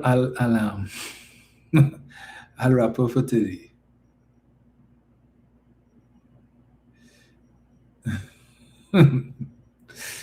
These budget jokers. So again, Happy New Year to all of you guys. I can't tell you, let's hope 2026 is great. Yes, I saw that Super C. I think some 60 wells, some 60 online wells that this company got. And they're calling on Munilal to confirm or deny. But feel free, Dave, to come back at any time and listen to the propaganda, all right? Seems that you like it. So, folks, enjoy the rest of your holiday. I guess it's back out to work for some of us tomorrow. And then full steam ahead next week. Don't be surprised if you see more fines and fees announced tonight. Because it seems to be a nightly thing. They seem to be doing it under the cover. Right, when they figure everybody's celebrating and so on and not looking. But rest assured that the PNM remains ever vigilant, and we will ensure that as they unfold, we will bring it to your attention. And we wait eagerly for the resumption of Parliament, where we will be bringing questions to members of the government for them to give answer to. Right? With all of these things that they are doing, all of these increased fines, the cost of living is going up. But yet still your ability to earn. Pay the 10%, but with all of these fines and fees, it seems like that 10 might end up being -5. Yeah? -5 with all the different things that you have to pay for now and the increased fees that you have to pay for. So, yes, it's Section 34 all over again. Every night, something different. I'm sure there will be more fees coming in the coming days. That all they just say no about yet. And while they want to see that it was in the budget and it was in the finance documents, please ignore the Prime Minister with that nonsense. Right? Because if we had seen that, we would have raised it a long while ago. And while she wants to say that Penny not reviewing her documents, it means if it's not Penny, it's all of us, because all of us got the same documents. Maybe they should come and show us where it was.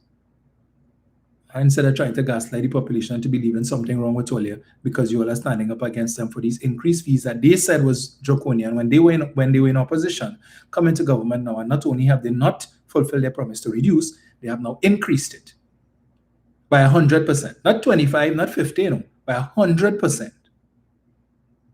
And they think that is okay. And talking about tough leadership and PNM mash up the economy and they need to fix it back. In the words of Kamala Prasad, he says, so you cannot tax a nation into prosperity. You cannot. And by introducing these things, well, is not a tax and it's not a tax. Increasing fines for ridiculous things. Come on. A tax by any other name is still a tax, so they could call it whatever all they want. Right? If you're increasing these fines and people are telling you here what, some of it we agree with, some we don't. Don't charge me $2,000 for a blown bulb. Ease more for that. A defective windshield wiper, these things can happen anytime. Unless rain falling, you don't have cause to use your windshield wiper unless your windshield dirty and you put it on, you spray some water. Otherwise to that, you could be driving in the rain and your windshield wiper working very good and just so it stop. That could happen. A cracked windshield. Nobody takes a stone and deliberately cracks their windshield when these things happen. And sometimes it's that inconvenience of people to have to go and take time off if they can't get time off from work to be able to go and change their windshield. Because it's not something that could be done in 30 minutes or 10 minutes. So if they can't get the time off and then, they're in a situation, but you characterize that as us being lawless. Well, okay. But when your own supporters start to get the tickets, and then it's on you, as they say, when the wolves come to eat your face, don't blame the PNM for that. Nicola is saying nobody will feel the benefit of a salary increase. You can't, not when it is that the majority of your increase is going into increased cost of living.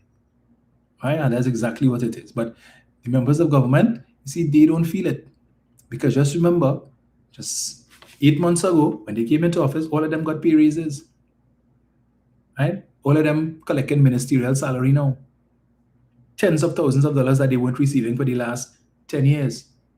So they're happy, they're glad. Nice money.